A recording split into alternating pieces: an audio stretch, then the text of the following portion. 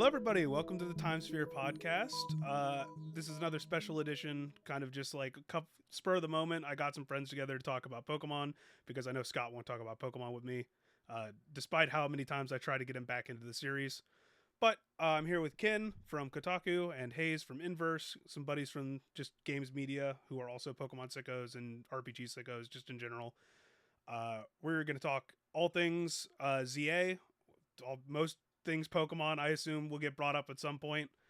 And we're gonna start with non-spoilers, but so I'll put like something on screen or a time code when we start actually spoiling shit because we want to start with just like general thoughts on the game. Because last time I recorded a podcast, the initial reviews were just coming out.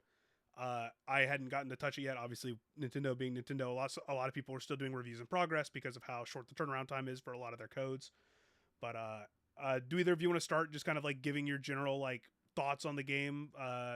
Like no spoilers, just like kind of how you felt playing the game and what you enjoyed about it. Yours came out today, right, Ken? So if you want to go first. Oh, sure. I like the game a lot. Like, it was one of those things where, like, as I was playing it, it like occurred to me that like, oh, I haven't played a Pokemon like a real Pokemon game in like 3 years because they took a break and then they had Violet DLC, and I think it was almost jarring to play a Pokemon like because I've been playing ZA on Switch too, and like it's kind of jarring to have a Pokemon game that just like ran well and like did exactly what it was supposed to do. Um, and so I got like really bummed actually as I was getting near the end because I was like, oh, I'm gonna have to wait another year or two for something else like this. Um, but it scratched the itch really well for me. I it As a person that's more like a lore sicko and like a world sicko than I am like I'm not a competitive player and I don't really care to number crunch who my party is. I think the Legends have the two Legends games have been kind of what I've always wanted from this series. Uh, whether or not whether or not the actual like main quote unquote mainline games kind of start to veer more into like the story driven single player focused format remains to be seen. But I don't think that's likely, even if they are going to be doing something like Pokemon Champions that is going to be sort of like their platform for a lot of competitive stuff. I still think a lot of those old games are probably still going to be beholden to what people expect a Pokemon game to be. So this feels like their area to experiment and really like dive deep on some things. So yeah, I I liked it a lot. I don't give a fuck about window textures. Yeah, that's fair. I don't care. I didn't care about the trees. I don't care about the window textures. I'm here for like the main core gameplay experience. But to speak on your take on like the various like approaches that they're taking to the franchise a little bit. I got to talk to at I went out to the North American International Championships and then Worlds this year, and I got to talk to Chris Brown, the head of like esports and like event stuff, and like some other people from TPC about like their thoughts on how obviously they couldn't touch on champions that much because they didn't reveal the release date until or the release window, and that VGC was actually going to be run through champions until the closing ceremonies. And then also they didn't want to talk too much about like the multiplayer stuff because they also revealed that TCG Pocket, same thing. It sounds like their kind of philosophy is a lot of these games are going to become like side events to like the VGC thing. So like obviously Legends Arceus or Legends ZA is the first of it's only the second Legends game, but it is the first of the two to have multiplayer in any capacity. And it's like an original battle mechanic, original battle system. It has a ranked system too. It sounds like they're going to do side events for that while VGC is moving to champions. Now, there's a lot of speculation on what that means for Gen 10, which will be the next presumably turn-based game, and if that means that they will balance that game less for a competitive kind of element or an online kind of element when it comes to kind of what they're looking for, because they're going to have champions, which will presumably be the home of VGC for the future because of the ease of access, the mobile element to it that will let more players compete. But yeah, I agree with your point about like how different Legends feels to the main series in terms of like how you can build and what you can build, especially like how they've streamlined a bunch of stuff over since Arceus came out for team building and everything. This feels closer to a mix of the main series, quote unquote main series, like Scarlet Violet, Sword and Shield to ZA compared to what Arceus was to those games, because of how it's in the modern setting. So a lot of the items are the same. A lot of the training methods are the same. Obviously, they've got like bottle caps instead of like the dust or whatever you had to get in Arceus. So there's a lot more parallels, but I think that's an interesting point. And I know Kotaku doesn't do scores, but it sounds like you really enjoyed your time with the game, like overall. So, Yeah. Hayes, you want to go? Yeah. I pretty much mostly agree with both of you. I really liked it. Last Pokemon game I reviewed was the original Sun and Moon, which I dug at the time, but I've pretty heavily bounced off of most modern Pokemon games, um, except for Legends Arceus as well. Uh, and similarly, this kind of like really scratched an itch for what I've been wanting because I'm big in RPGs and story and narrative and contextual themes. Like that's my big thing in most games. And so Pokemon, I've always wanted more of kind of like a narrative base. And like a couple of my favorites are Pokemon Coliseum and Gale of Darkness, particularly for that reason. And so I like almost everything that ZA does. My one issue is really like I think it gets a little too heavy-handed in like the battle gauntlet kind of thing sometimes. Where it's like fight this trainer and then fight this trainer again 30 minutes later with the exact same party. Um, but other than that, I love story. I love the little narrative bits. I love the lived-in feeling of the city. I've posted a little bit about this that I really think like this game surprisingly gets the vibe of living in like a major metropolitan downtown area, even more than I really expected that it would. And those are kind of what I really love about it is just that this is one of the Pokemon games that I think is the most joyful to just kind of like live and exist in and kind of experience the world. And that really is what I've always cared the most about with Pokemon because the attraction of Pokemon to me is existing in the world of Pokemon. It almost feels like there's the part of the audience base that's complaining about the game a lot misses that point of like part of the appeal of like a Pokemon world is not only hey, we want to like the battles and the like the whatever the end goal and like a lot of the lore, but it's also like existing in the world and getting more out of the world. And I think that's why the Legends games hit so hard is because you get to do a lot more of that, whether that be through oh, we're going to go explore this theme or oh, we're going to go do I don't know. We're just going to go let you hey, here's like 5 side missions, go talk to like some different locals and decide hey, which one of these side missions do you want to go through with right now.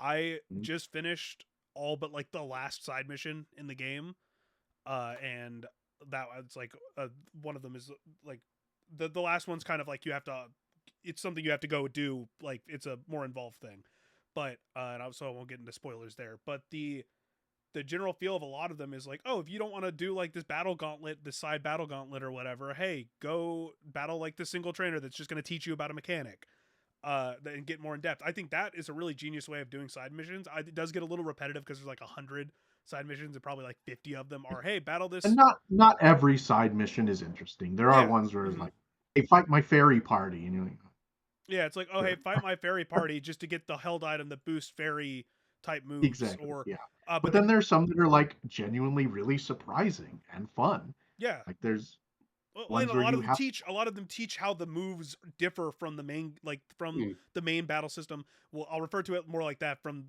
like main series, but like the main turn-based battle system to this new updated real-time system that I believe will be what Legends goes with moving forward is that like light screen and reflect, yes, they work the same in terms of like, oh yeah, they're going to reduce the damage coming in, but you can like position your Pokemon to block moves for you. Like I remember one specific instance of a boss fight where my Meganium's a big body, and I use screens with it. That's part of the reason why I chose Chikorita was because I knew the move set that Chikorita has as it levels up would be intuitive to learning the battle system more than like a Totodile or a Tepig, which are more just like damage output or boosting themselves.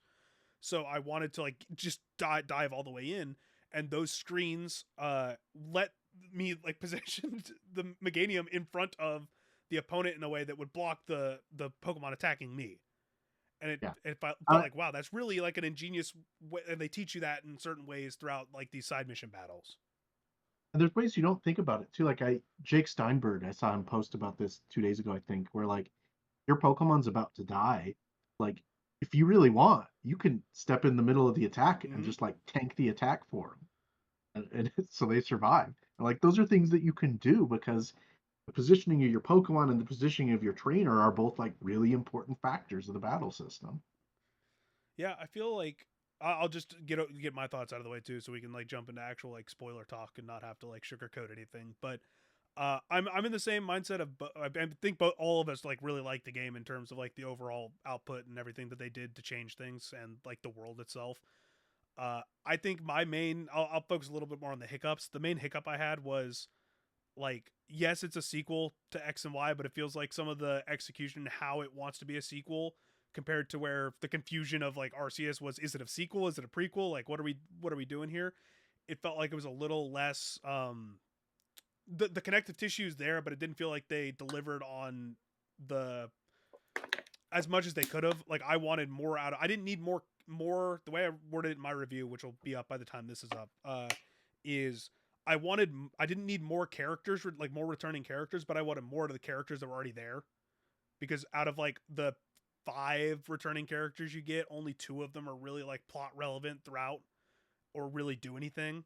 Yeah. For the most part, and they do a lot, and you get a lot of time with them throughout like exposition and like story progression. But some of them you really don't get much of, which is fine because the new characters are so cool. I love all the designs, and like it feels like, especially at going from Scarlet and Violet or Arceus to Scarlet Violet to this, they're really on a roll with like designing side characters with like interesting little personalities and stories and like kind of gimmicks. They haven't really missed with a lot of those, which is really good because Pokemon is like, before these games, it felt like with Sword and Shield, it was like a kind of breath of fresh air where they're giving a lot more room for these characters to kind of like be personalities rather than just characters you interact with once or twice and then they're gone. But yeah, I really enjoyed the game. I think Legends is a great playground for them to continue to explore sequel to stories, prequel to stories, however they want to build out this world in unique ways. This is kind of the first time where I was like, okay, this is showing that they're willing to take what they already established in Arceus, for all that it is more than likely, as all signs point to, a sequel to Diamond and Pearl. This is a direct sequel, like in name and action, to X and Y, and they're living in that world, which is a big part of like Lumiose. While it's not as like drastic as what happened like into the anime version of Lumiose, like it's still the game version of Lumiose is still reeling from everything that happened, and you live that and feel that. I hope that like future Legends games really continue to build on these like story moments, character moments, and really letting you soak in what the kind of like the Scarlet and Violets and the Sword and Shields can't let you do, because there's so much more you have to do like on the bye to bye just to get through the story in those games. So, I think the main cast is something I really enjoyed in this, like especially the camaraderie there. I know people are going to hate me for saying this, but like, don't compare everything to Persona, but Team MZ kind of has a little bit of like that Persona team feel to it, where you have like the strategy meetings and everyone gets their own little like plot arc, and there's a lot of team up factors, and like I really enjoyed that factor, especially because Pokemon focuses on like younger protagonists, you know. Um, I enjoyed that factor of like kind of bonding with your teammates, which is not really something that most Pokemon games have. Like you don't have those kind of bonding moments with characters, I feel like, often. you really don't. Oh. Yeah. No, go ahead, Ken. Yeah. Because like the interesting thing about it is like one of the in the last like hour or two of Scarlet and Violet's main game, that's like the one that cast finally comes together, and like you're gonna get like a glimpse of what a game that actually like focused on their dynamic would have looked like. Because like you put like Arvid and Nimona together, and then you're like, oh, this is like water and oil. They do not get along. They are not like meant for each other. But you only get like really glimpses of that dynamic so many times throughout the game. Whereas because I think like ZA being set entirely in one city, I think has given them like sort of like the narrative basis to have a cast that is like always together and always interacting and building off each other. Like I mean, can we jump into spoilers now? I guess. Yeah, we can. Okay. This is your official. Hey, our thoughts are out there. You kind of get the feel. Before we jump into spoilers, I will say we didn't. harp on like a lot of the stuff that a lot of us agree are negatives, like hey, voice acting, hey, this, that, or the other. That stuff's out there and known. We'll touch on that later on, but this is full spoilers now. If you need normal reviews, you can go watch normal reviews. We're going full spoiler cast now.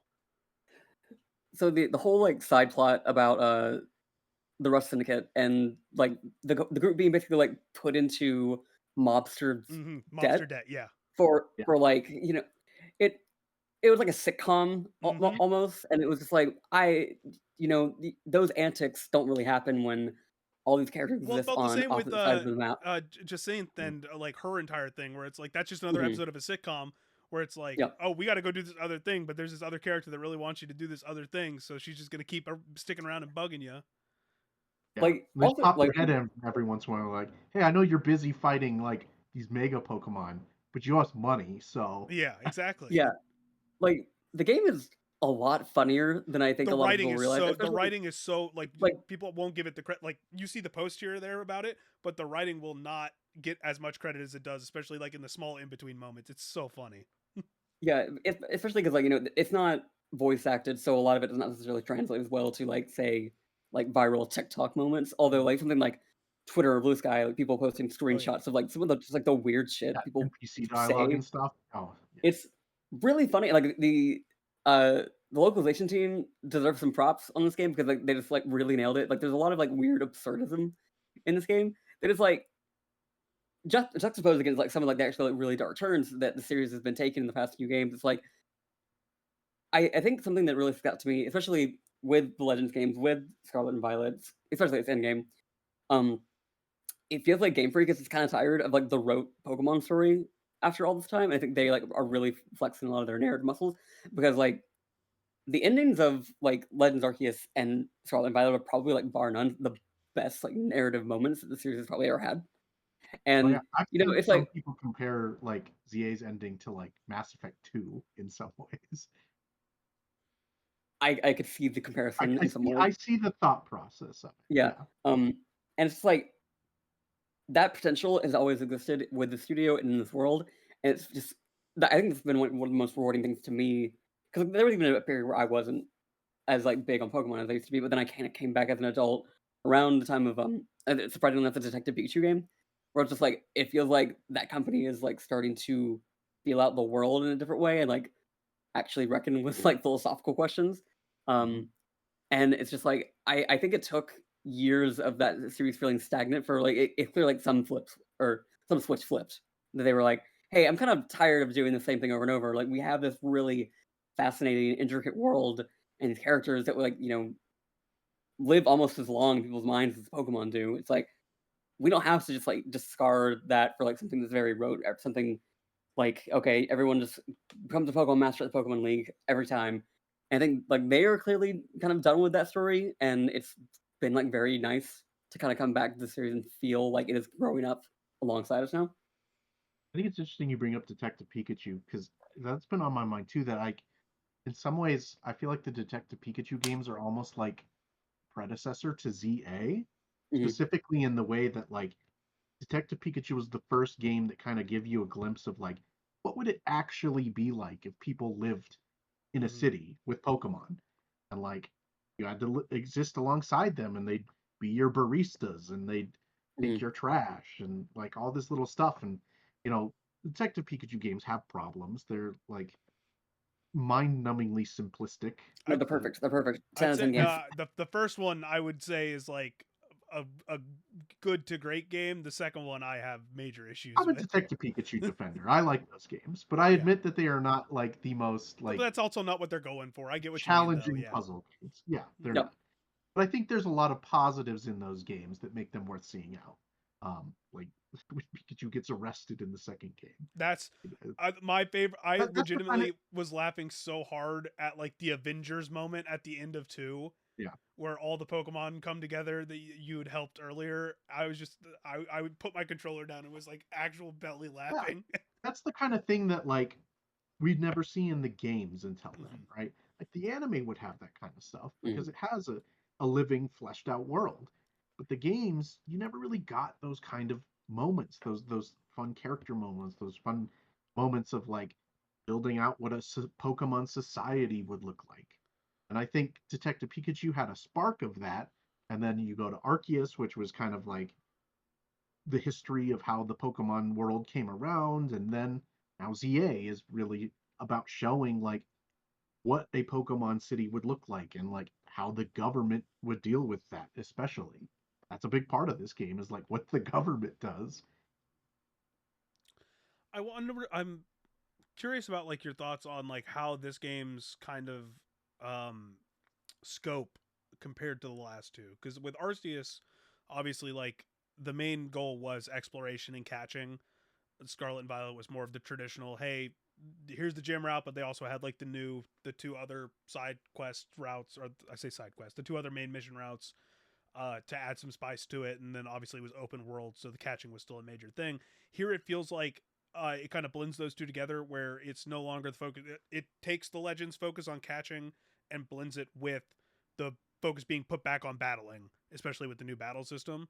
So, how did you guys feel about that kind of not return to form, but like this new kind of split between the two focuses? Because the last two games have been very like, hey, there's like no battling essentially in Arceus if you don't want to, outside of like a couple like outside of the main story missions. And then Scarlet and Violet, obviously battling is the main way you get anything done. I think I personally like it here because, and part of what I like so much about this game in particular is because it feels like they shift the Pokemon formula to accommodate kind of the story and what they want to do with this game. Um, and I do like catching Pokemon, and that is de-emphasized here. But I think the battle elements that are emphasized and the narrative elements that are emphasized kind of make up for that. And I'm really genuinely on board with a Legends series where each game kind of like does a very different thing and kind of adapts the formula to fit whatever they want to do and whatever they want to experiment with. Yeah, in terms of how I typically play these games, I'm not usually trying to finish the Pokedex. I'm not usually trying to catch them all and spend hours hunting for a shiny or some shit. I'm usually very kind of like tunnel visioned on like, okay, I know what Pokemon I want in this game, so I'm gonna go find them, and it's like me sort of like like these games are not just like collectors things; they are like an RPG with a cast that like I'm sort of just building, and that I kind of usually know beforehand. Like I read leaks ahead of time because Mm-hmm. I want to know who's in the game. Like I want to know who I need to be looking for. Um, and so it not really being the crux of this game was actually pretty on par with what I was looking for, especially because like the battle system with all its changes is just like kind of a lot more compelling than Pokemon's been in a while, because a lot of it tends to become rock paper scissors, and You now can't there are just all like these new set the elements. controller down and be like, you can't just Yeah, like hit A, things play out, hit A again, just like mind yeah, numbingly. If you know the like what the type of the team is, you can't just send out yeah. someone and hit flamethrower 5 times and win the battle. You actually Mhm. have to be involved at like basically all times. And so it's really nice to kind of be like intimately familiar with your party's movesets and like Mm-hmm. what like their abilities are, and like just kind of their strengths and weaknesses. Like I wrote in my review about like I specifically started gearing my movesets to be kind of in tandem with how these characters like move across the field. Like Starmie moves very awkwardly and a little slowly, so I kept it with a lot of like long range moves. Or Raichu, I kind of had I kind of spec'd him to be like a hit and run character who could kind of get in, do a bunch of damage, and then volt switch right out. Mm-hmm. Just to kind of like get out of the way of anything that was coming.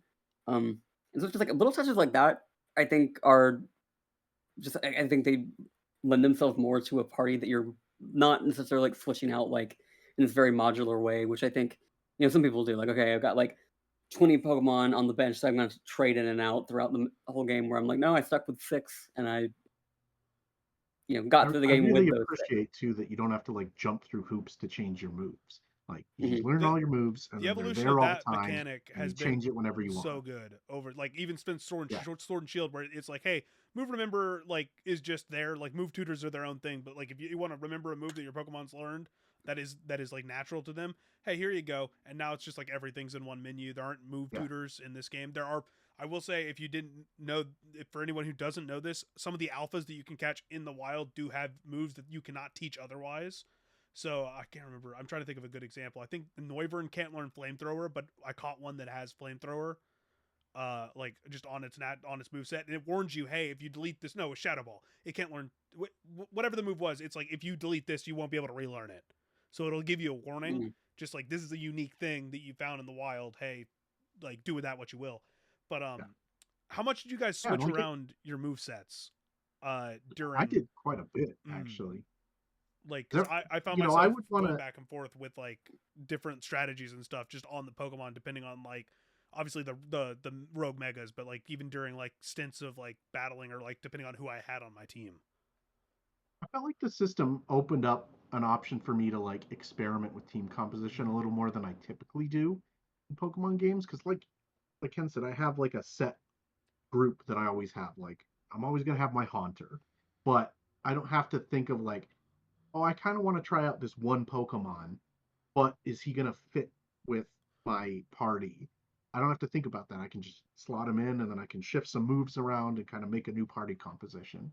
I think it I felt freer to experiment more, and I enjoyed that aspect of it. I'm actually the opposite of you two. I going into this, I obviously paid attention to leaks and stuff going in, so I kind of knew the general roster. But like as I was going through, I was like, man, I can't really decide on a team. And we'll talk about like the megas and the restrictive nature of like how that involves team building, especially in this game that prioritizes megas so heavily for some of the elements of it. Uh, I found myself bouncing around quite a bit in terms of like I know these three are like the ones I want like full time, but like these guys are kind of going in and out. I found an alpha Dratini randomly in the wild, so I added Dragonite to my team very late, just because I was like, oh, that's cool. Like I wasn't expecting to see this thing, or like I was just trying to catch a Dratini. I wasn't expecting to find an alpha, so did that.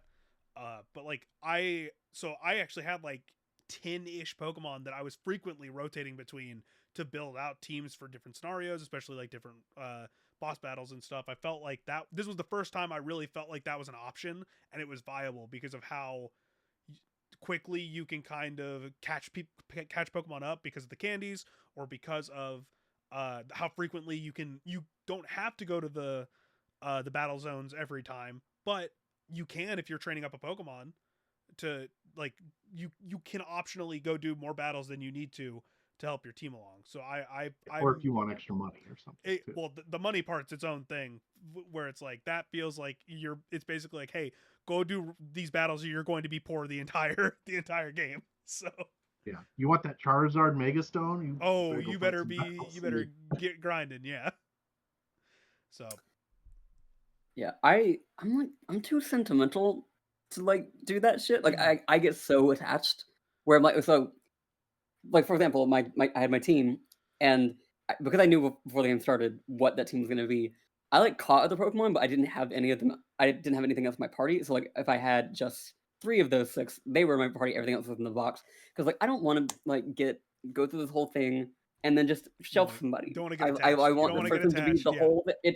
It's a whole thing for me, and I'm in the same boat. Sickness. I'm in the same boat. Yeah. Like I anytime you have to like box your starter for like one of the challenge missions, you feel something because of how lived in you like the experience you have with the Pokemon through this game. I mean, like I have a specific part of a box that's just like all of the like the 10 Pokemon that I used specifically like the different times during my playthrough where I keep them there because I like know so I know where to go if I need them for raids or anything. But it still feels really weird being like, hey, you need to go do this. Like I just finished the mission at the very end of the game where it's like, hey, train up a team of Furfro, go fight these Furfro like specialists, and then you can only use Furfro, and what the final trainer has 6 Furfro, and I'm like, do I even have 6 Furfro that would be like, I don't want to go grind 6 Furfro.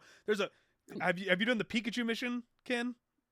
Which the one where you have to catch one and then they evolve it? No, there's a Pikachu mission at the end of the game. I don't know when it pops up, but it's like in the latter half of like the 70s or like the early 80s side missions where there's a kid who has a Pikachu and he's like, I've got the strongest Pikachu in Lumio's city. Fight me with only a Pikachu. And I was like, okay, yeah, I guess I can do that. Do I have a Pikachu? And I was like, the only Pikachu I have is like a level 8 one that I caught in the like second zone. So I trained it up to like level 50, tried to fight. His is only level 66, and I'm like, oh, it'll be fine. Got my shit rocked at level 50, got it rocked at 60. I'd grind that Pikachu up to level 70 something and give it an Eviolite, and I still almost lost because that thing is like EV trained to hell. Hunter Gengar is always my favorite too. And playing a Pokemon game pre-release was like, I caught Hunter, and I was like, man, do I have to like message another reviewer and be like, you let me trade my Gengar to use like my Hunter so I can get it to evolve? It feels kind of like how Scarlet and Violet did the raids, where you could get some of the exclusives from the other game through the raids. You can find like there's one mission where you can get a Gengar. I found that out. And it's like if you do the side mission, there's like you get one opportunity to catch a Gengar, and otherwise you have to get lucky in the final wild zone or wild area. I forget which one they're called, but because it's like one of 20 Pokemon that can spawn as an alpha in the middle of that zone after you beat the game. So there is a chance for you to encounter some of these trait evolutions as alphas. But like you get one opportunity to catch a Steelix, and otherwise you have to trade an Onix. Like there's quite a few of those. But yeah, some of the I guess we can talk about catching a little bit now. We talked about battle system quite a bit. How did you guys feel about like the catching and kind of like the variety of Pokemon? Because we like Ken, I know in your review you mentioned it, and I mentioned it in mine, where it's like, hey, like I'm all for megas. Megas are cool, whatever. But I did the math because I saw after I read yours, I was like, I'm gonna go do the actual math. So there's 230 Pokemon in the base game decks, not counting some of the stuff that we already know is coming in the DLC or whatever. Out of 230 like individual Pokemon, 61 species of the 230 entries. That's like at least half when you count all the evolutions, because a lot of those are 3 stages, are Pokemon that can Mega Evolve. Yep. So that's like half the Pokedex is like Mega Evolutions. And it's like, so if you don't have, and again, most Mega Pokemon are like popular Pokemon, so it's not going to affect most players. Like most people won't care that they have a full team of Megas, especially when they're like, oh, Mega Evolutions are cool, and like it's a cool mechanic. And it's like, sure. But for people like me who are like, oh, I want to use like a variety of Pokemon, and I don't really want to be beholden to just having six Pokemon that can Mega Evolve, which you don't need. Like I had a Pangoro on my final team. It was the only non-Mega that I had that was like there for the entire ride. And that thing could still fight a Mega, like fight like in the Rogue Mega battles pretty handily just because of how strong it is. But if you're using like any Pokemon that doesn't have like a full evolutionary line or doesn't have stats that can be like comparable to a final stage evolution, like you're it's kind of gonna be dead weight.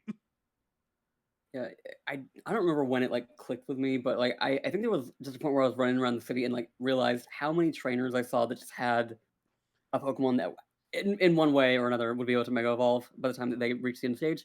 And it was like, oh, this is like all this game, like the majority of this game is like built around this mechanic. And I had, clocked that when the team that I was making was 5 out of 6 could Mega Evolve, and one of them will be able to Mega Evolve in the DLC. Mm-hmm. I was just like, oh man, like especially because like I was going through a lot of that game not able to use Raichu in a lot of those bigger fights because I don't have a stone yet. And then like as I was waiting for, because like, you get the metal coat like very very late in this game, so like my Onix kind of was benched a lot of the time because I couldn't get a Steelix, which means I couldn't Mega Evolve him. And it's like I kind of like that, it kind of re-evaluates this mechanic and like it's so very much about it that it's like really interwoven in the story, but like it does mean that like the roster is what it is, and you're gonna have a lot of these weird outliers like Go-Go's and this, like, why are you even here? Who's gonna use you? Why would you like why unless you like, I really like Pangoro, so I used Pangoro and I needed a fighting type. I didn't want to do it was my team building philosophy was, okay, Mega Meganium's new. Obviously, it's going to be the least used of the 3 starters, and also how that plays into how I wanted to dive into the battle systems. I used a Mega Blastoise because not only do I really like Blastoise, but also the changed animations for like the cannons and stuff. I wanted to see that for myself. Also, I just needed another really bulky mon. So those 2 I had set aside ahead of time because I knew you would probably get a Kanto starter regardless of how you did it. And then from there, it's like the Dragonite came along pretty late. I used a Frostlass because Mega Frostlass fucking slaps. Like that shit's dope. and I was like, I want to use that, but then like I was like, okay, I need a fighting type. I don't want to use Mega Lucario, even though you can trade for a Riolu pretty early on, or you can catch him later. Just because I've used Mega Lucario a million times in previous playthroughs, like I wanted to differentiate enough, but it's so hard to do unless you use the Pokemon that are new to the Mega Evolution mechanic, because all of the other ones are super popular Pokemon that a lot of people have used before, or they're not going to stack up by the time you need them in like the late game mega fights, which you can get around by being really smart with the battle system. Like Go-Goat's bulky. Go-Goat can heal itself with some of its moves. Like there are ways you could make a Go-Goat work, but why would you use a Go-Goat when you could have a Venusaur or like a Mega Venusaur or Mega Victory Bell or like any of these other options that are there? It just kind of sucks that the agency of like getting to pick your entire team kind of falls down to, are you willing to try and make these work, or are you going to go the route that gives you the more powerful options without having to have all these plus moves and learn how to manage all that? Which I mean, there was little part of me. easier. I wish it was a little easier to get some of the stones too, because like, and part of it was, I was on a deadline. Sure. My review didn't come out at embargo, but I still felt like I had to finish it in a somewhat timely manner. But like, I got my Charizard and I wanted Mega Charizard, and it's like 100,000 for the Mega Stone. It's like, well, I'm gonna have to go grind for like 2 hours to get this. Yeah.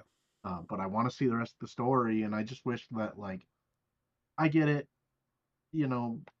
drawing stuff out, but I wish like it was just with the way that the Mega Evolutions are built into the experience.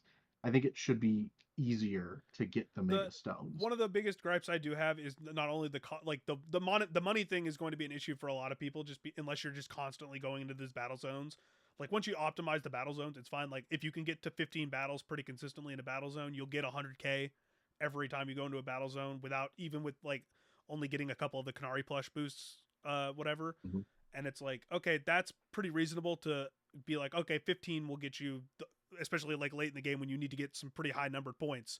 That'll get you the high numbered points and a lot of money so that the turnaround's fast. But also with the Mega Shards, having to go around and constantly grind the Mega Shards, which isn't that big of a deal when you're early on and you're kind of just getting into the flow of things. But as you're continuing in the game, constantly having to have a Pokemon out, and not only that, but especially once you're later in the game, and a lot of those moves have long startup times and long cooldowns. And especially if the Pokemon you want is one that you don't get until later, and then their Mega Stone's going to cost a ton. Yeah. At the tower. I think they could have balanced both of those, like the cost and the Mega Shard stuff out a little more, for sure. But yeah, that's one of the downsides. It's not game breaking, and it's not like overly frustrating. It's just something that you will be aware of when you get to grinding that stuff out. So Ken, what were you gonna say?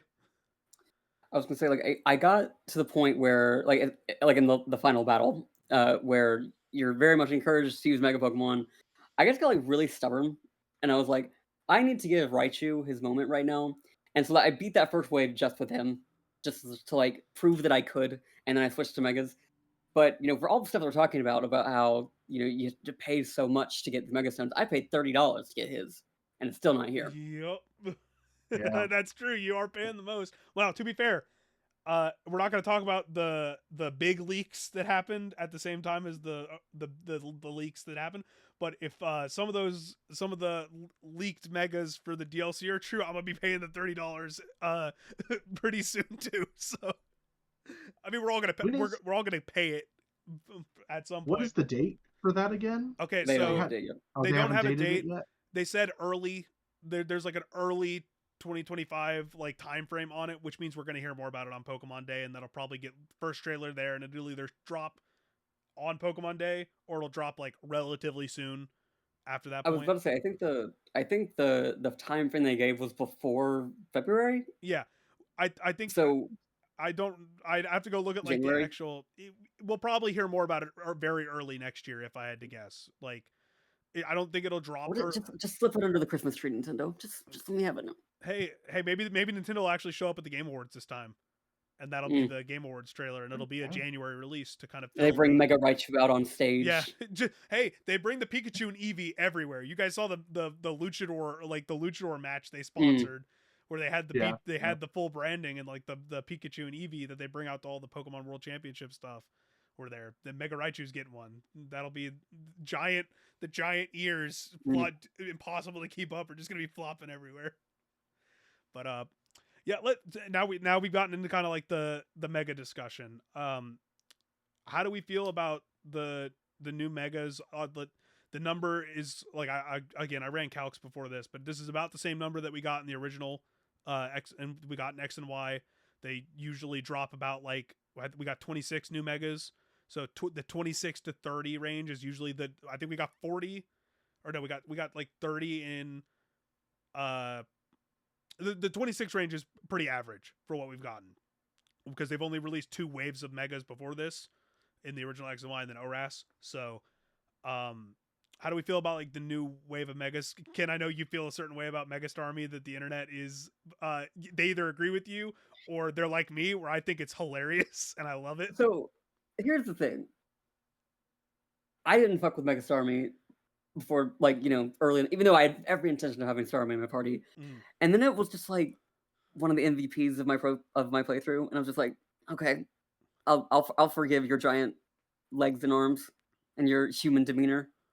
Because like, I don't know, like I will say there's like a very lopsided ratio of like really cool and silly in this game that I'm not thrilled about. Because I can deal with a silly Mega Slowbro is like one of my favorites. Because like he's a miserable spinning top, and I think that's cool as hell. But it's just like, there were some that I don't. What the hell did they do to Mega Feraligatr? Like, if you put this little hoodie thing he's got like on, like if it like stayed about like right here, it would be very cool. Yes, but then it looks like a fucking toilet seat. I know I chose Feraligatr, and like when he has it down, he looks awesome, but I don't want it up. I wish I could just have it down all the time. I think the perfect description is the way they did the 3 starters, of like the balance of how they do megas, because Imbor is just more of what makes Imbor's original design pretty inspired and cool. It's like they're leaning more into it. Meganium takes on... That's also why I like... Go ahead. Okay. I really like Mega Hawlucha for that reason as well. Exactly, I think it just makes Hawlucha even cooler. Yeah, you've got like the 3 ways they do megas. They do the, hey, we're going to take this thing, and whether it's going to be bad or good, we're going to make it more of what it was already, because that's the same thing that they did with Pyroar. I'm not a big fan of Mega Pyroar, but the way they extended its main is the symbol for Fire Blast, which I can't remember the specific... It's like great. It can either mean great or fire, the kanji that it symbols main. So it's like great as in like representation of a lion, or fire for obviously like it looks like a Fire Blast. But so like the concept is cool. I just don't really like the execution. Meganium takes on new elements of its new typing. I think I like Mega Meganium personally. Yeah, and then Mega Feraligatr is like, hey, we're gonna do something, like we're gonna try something inspired here. We're gonna try and do something that's very different, and it's gonna be a unique design. I think the execution of it leaves something to be desired, but the idea is really cool, because similar to you, one of my buddies who's the biggest like Totodile fan I know, when I showed him Mega Feraligatr, he was like, okay, can I see it closed? And he's like, that's cool that it's just big Totodile. Like, that's a really cool idea. And like the concept of that jaw being 10 times stronger than its actual jaw is like really cool concept. It's just like, in practice, the hoodie thing is like going to turn a lot of people off just off of the base design. So it feels like that's what a lot of megas look like. Like I really like Mega Frostlass is another one of those where it's like exaggerating what Frostlass already is in a new way. Mega Drampa is like more of the Meganium thing, where it's taking on this element of like it regained its youth, and now it's back to being its most powerful form, when before it was like this kind of droopy dragon. Like it's one that's kind of stupid, but I kind of like Mega Greninja. He just was like Greninja on an upside down shuriken. Yeah. It's just like, okay, yeah, sure, why not? There's a lot of that, and it feels like that's just kind of been how megas are handled, like at all times. There's always going to be like, hey, those 3 core concepts in some way, shape, or form are going to take form. I overall think that there were more like ones that I'm going to be like, yeah, this is okay, to like really good, versus like I don't like that. Like I don't like Mega Clefable. Like, but the concept, cool. I don't like its ears. Like the way its ears move, and like they're just holes. Not a big fan when in motion. So Just like Yeah. one of those. I feel about like Excadrill too, because like I like the concept of where he can put his drills together, Mhm. but when he doesn't have them together, It's I very don't much the like same how thing it as for looks. Alligator, where it's like the idea and like the him doing the thing is really cool, but he's not doing the thing at all times, so he's kind of funky Yeah. looking with his giant nails. So that thing is powerful. That thing is going to destroy. I know, Ken, you said you don't like the meta. Holy shit, that thing is gonna. That I can't Mm. wait to see that thing in action. That is something that I do wonder about though, because like, am I am I gonna get because like megas are gonna be in champions. Yep. Like a lot of these megas are kind of like built around a single player game that is Mhm. not balanced for that. And so I don't really know how they're gonna accommodate for that. I don't know if like stats change when they transfer They do. over or whatever. When a mega changes, they gain a certain amount of stat totals, Or or stats can be redistributed. I meant more like in the context of a character moving from ZA to champions. Uh, Like does I don't think I don't think there's so the only thing that might be different is I think the way they're doing EVs or IVs, I can't remember which one in champions is different. So there might be some kind of like numerical thing that redistribution sort of thing. that changes similar to how when something comes from go to let's go, Mm, the stuff changes, and similar to how when you transfer a Pokemon from like the virtual console version of red, blue, yellow, or gold, silver, crystal, they gain things like abilities and everything coming over because those weren't a thing in those games. So there's probably going to be some kind of if that's the case, sure. then something will be altered. But for the most part, like I mean, Champions is going to have like a built-in team builder, so you don't have to bring your Pokemon over. So we'll Sure. know pretty early on. Just off rip, like any of the pseudo legendaries that got Mega Excadrill, because Excadrill was already really good in certain formats, especially back in like Black and White. Like it will, Megas as a concept, casually Megas are very cool. Competitively, I don't like Megas because they are again restrictive in team building because now certain Pokemon have access to more powerful form that makes them better than 80% of other Pokemon, which that number is going to get smaller and smaller depending on the ratio of megas to new Pokemon coming out. So, That's exactly why I don't care about competitive Pokemon. yeah, like it all depends, but like the mechanics can really change something and like how things are perceived. Like Yeah, obviously megas make some Pokemon, like Kangaskhan was the most broken mega Pokemon for a long time because of its ability and how strong it was in tandem with other things. Z moves, you had Z moves along with megas, but you can't use a Pokemon can't have both. So you can't have Mega Pokemon that can use Z moves because you have to be holding the Mega Stone, except for Mega Rayquaza, but wave that away. Uh, and then with Dynamax, that was once you get into Dynamax and Terra, that's like very balanced for competitive, and I feel like those were very healthy metas because every Pokemon can do them, and you don't have to rely on an item and stuff. It's just like pick your poison, like in terms of like the metas you like or the metas you don't like. I'm interested to see how Champions plays it out, especially once you start getting multiple mechanics back into the thing. Because hmm the first run of Champions is going to be Mega Pokemon are legal. That is, they've already confirmed that when it releases and when it gets into the competitive scene. So I'm interested to see that. But we've harped on VGC enough. Let's talk about Lumio City a little bit. We talked about how much the side missions like play into like the feel. We've talked about how we really like the kind of the one setting and how it plays into like the cast of characters being not only do they have like a reason to be around and not you don't have to split up or anything, but also that they all kind of have this shared goal, whether they like realize it or not, to protect the city or better the city or at least better like the lives of the people in Pokemon there. But how do we feel about it as like a gameplay from the gameplay perspective? Because my biggest concern, so at Worlds we got to play the demo, and we didn't get to do any exploration. We did a small tidbit of the battles, one of the first battle zones, and then we did the Mega Absol Rogue Mega Evolution battle.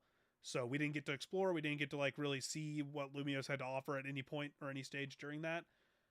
But my big concern going in, as was a lot of people, was that Lumios, containing the entire game within Lumios, would end up feeling samey. They would run out of things to do, and they would it would inevitably, by the time you're like winding down, feel like not necessarily like just a bad experience overall, but that you would get tired of it. How do you guys feel about the kind of just how Lumios shook up over the course of everything from like a gameplay perspective? So I don't like open world games typically. I Mhm. don't like games that feel like they waste my time by making most of my actual time playing them walking from one thing to another. So in that way, I don't really mind that Lumios is like pretty small. I think there are people that have done like speed runs, like you can walk from one side to the other in like 3 minutes or something like that. It's like 3 minutes sideways, 2 minutes long ways. Yeah, yeah. Um, that doesn't bother me at all. In fact, I prefer that. I think the thing that it's not even really necessarily a gameplay thing. It's more just like a world building thing. Is that like cities do have like very distinct like districts and areas to like I live in New York City. Brooklyn does not look like Manhattan and doesn't look like Mhm. Queens. And everything in Lumios kind of looks the same.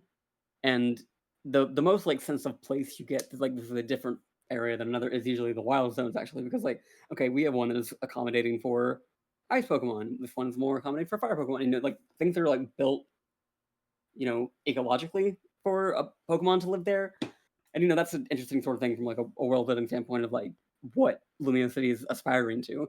But as far as like getting around, it's like if you put a gun to my head, I don't think I could identify Any of the zones, any of the most like areas, most like zones of the sectors or whatever they're called. Because I don't even know what they're called. Like, because I know the zones are called zones, but are I they think they're called sector? Like, yeah, districts. like they're all named after colors. I know that, Yeah. but I feel exactly the same way. That's my big complaint, and I wish there was more visual variety. yep. I don't mean like better visuals or anything like that. I just wish there was a sense of distinctness to each district. And like there are specific places in Lumios that kind of do that I really like. Like I really love the museum. I spent Yep. like 2 hours going through the museum and reading every painting and reading every exhibit, and like it was one of my favorite parts of the game, honestly. And there are a couple little locations that are like that where you get to go and they're very distinct. Like uh, the I don't know why I'm blanking. The criminal syndicate Yeah, headquarters is very visually distinct the too. old Team Flare hideout. Yeah. Yeah, yeah. And so like throughout the story, you do get some nice visual differences. But if you're wanting to do a lot of the side quests, which side quests, a lot of them, like we said, do have nice narrative variety to them. But if you're doing them all, you're just kind of running through the same 3 blocks of city buildings that are across the whole place. The best and worst compliment I can give this game's iteration of Lumios City is that I felt the exact same in this Lumios as I did in 2013 Lumios, where I do not know where I am. I'm getting turned around. The cabs do not help at all. Uh, like it felt the exact Yeah, same, which is a compliment and a detriment, especially with like yeah. I think a good example of how to do that is like the Yakuza games, 100 which are percent. really good at that single city that still feels so distinct. Like I can tell you the literal streets in Camarocho. I can tell you what's on Pink Street. I can tell you all the shops that are on there because that game is so good at like making each individual area unique and distinct and narratively important oftentimes as well. I I agree with both of you on like the biggest complaint I have about Lumios is that doesn't feel different, because the moments we do get different, like the team going back to the old Team Flare base, which is a very brief but like cool moment, both story wise and just like visually. But also like when you go into the sewers, like they use the sewers for like mhm. that one really cool main quest, and then there's a couple other times you go back for like side quests. And it's like, man, you really could have done some more with this, and even made the sewers more varied for like return trips or like different parts to play into like how notoriously like how notorious Paris is, like the like there's no catacombs. Yeah. There was Yeah. no there was no play on that. It was just the sewers, which cool, and it was interesting for the 3 times I went. I wasn't really bored of it by the time I left the third time and didn't go back. But you could have done catacombs, and that would have been a great like additional like underground dungeon to like spread into like these 2 other mazes that you already put in. But the other thing I was like, man, you add some kind of traversal differentiation than just like running around and climbing. Like where are the roller skates? That was one of my big ones. Is like there's no reason for there not to be like the roller skates from X and Y. Like you don't have to like add like the grinding rails that are there at like certain points in the map. You don't have to add like everything back, but like there's no reason not to have those. And then the side quest where the you give one of the guys a giant go goat, and he's like, "Don't worry, guys, you're not out of the job yet." I'm like, "Why can't I ride a go goat?" Why can't I Yeah. why can't I ride a go-goat around? Especially after playing Digimon Time See, that's Stranger. next on my It's like, list, and I can I've ride heard. every Digimon, Uh, and I would like to ride the Pokemon I as don't miss well. I don't miss the Arceus like ride Pokemon, but I wish that the option for, hey, you're just traveling around Lumio City, why not give you already, the cabs are still back, why can't you ride a go-goat, or why Mhm. can't you why can't you get roller skates? I feel like that would have added, like, because you already get like halfway, like a quarter of the way through the game or whatever, probably more like halfway through the game, you get the Rotom Glide, and that completely changes how you contextualize the rooftops. Why couldn't earlier on you get roller skates, and that gives you the recontextualizes on the ground travel? There's Like, some very funny things that happen too with like the structure of the game, and I don't know if they were intentional. mhm. Like I've seen people point out that like one of the wild zones is like the city's cemetery. They're Yeah, like, no, yeah, that's kind of weird that you just let the Pokemon run around all the graves of dead one people, of them is but the main power okay. plant. That's a little weird. Yeah, Like, yeah. but there was one moment where I don't know if I'm just stupid, which could very well be the case, but there's a wild zone that pops up like late. It's the one where you catch like Skarmory and Pyroar. Uh, if you don't get a TM on a rooftop before that wild zone pops up, I don't know if you can get the TM on a rooftop near, like, because it's outside the wild zone, and the way you would normally get to it is cut off by the dividing line. Oh yeah, So I good don't know if point. I Yeah, might just be me being stupid, but like that, little things like that also are uh it feels like that there's some things that could have been improved. yeah. I Um, guess the one other issue I had sometimes is that when I had to go to the rooftop for things, sometimes I did not feel like the game did enough to tell me how I got to the rooftop. yeah. Oh, Like there are 100%. some Yeah. buildings where I was just like, I spent 20 minutes trying to Trying to figure out find, how to like, get up because there. they don't show you, they don't put ladders on the map, and they don't Yep. unless you unlock a holovator, and even in some cases I don't even think they show you all of them. They won't show you where a holovator is, so you have to go Hmm. manually like run around the entire, like, all these buildings, or like you have to go into the crevices, and like maybe there's a hidden spot that will get you up Like a like a tunnel or ladder. something. Yeah. Yeah, exactly. I agree. I do think they could have done a better job denoting like how you can get to certain rooftops, because I don't mind the having to find out like once you're up there like how to get to other rooftops, but trying to get to the rooftops when you can't like just use a flying Pokemon to get up there at any point, like it did get frustrating at times trying to get, like, oh, there's a side quest that I know is up there, but how do I get to this point on this roof when I don't see any holovators, or like or any of the, I don't know any of the scaffolding that's around here that would get me up there. Mhm. So I forgot who I saw say it, but what do you think the odds are they put the roller skates in the DLC? 100%. So I Yeah, you have to I pay think $30 so. to get around faster. We're gonna talk about story and characters now. I do want to preface this with my biggest complaint, and I haven't finished the final side quest, so I don't know if there's any context you get when you battle them again or whatever.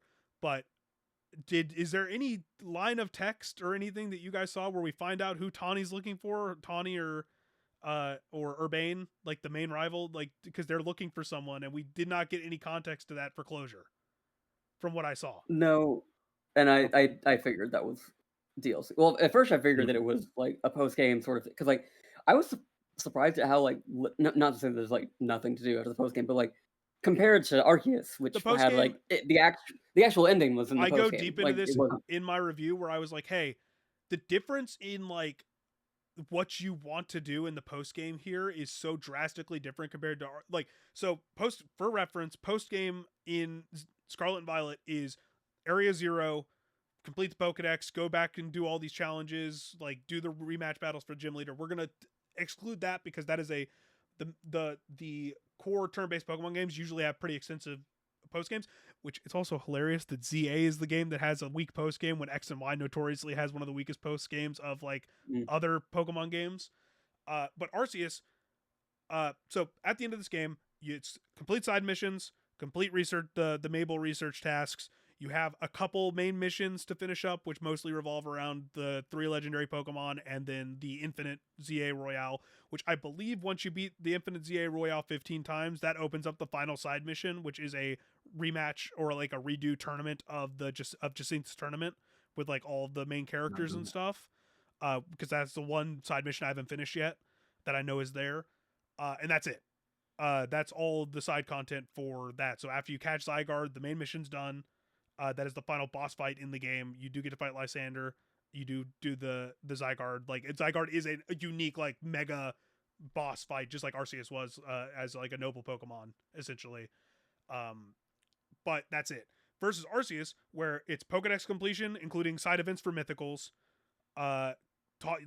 which again isn't that much. And if you're not incentivized to finish the Pokedex, then that's not a lot. And there's also no like battle stuff, but there's like other stuff there. But Arceus felt more compelling for me to go finish the Pokedex versus me wanting to do 1,000 battles to get the shiny charm for the to finish Mabel's research missions once you reach the final page, or even some of the side missions. I was like grind to get through, like training up that Pikachu or building out a team of Furfros.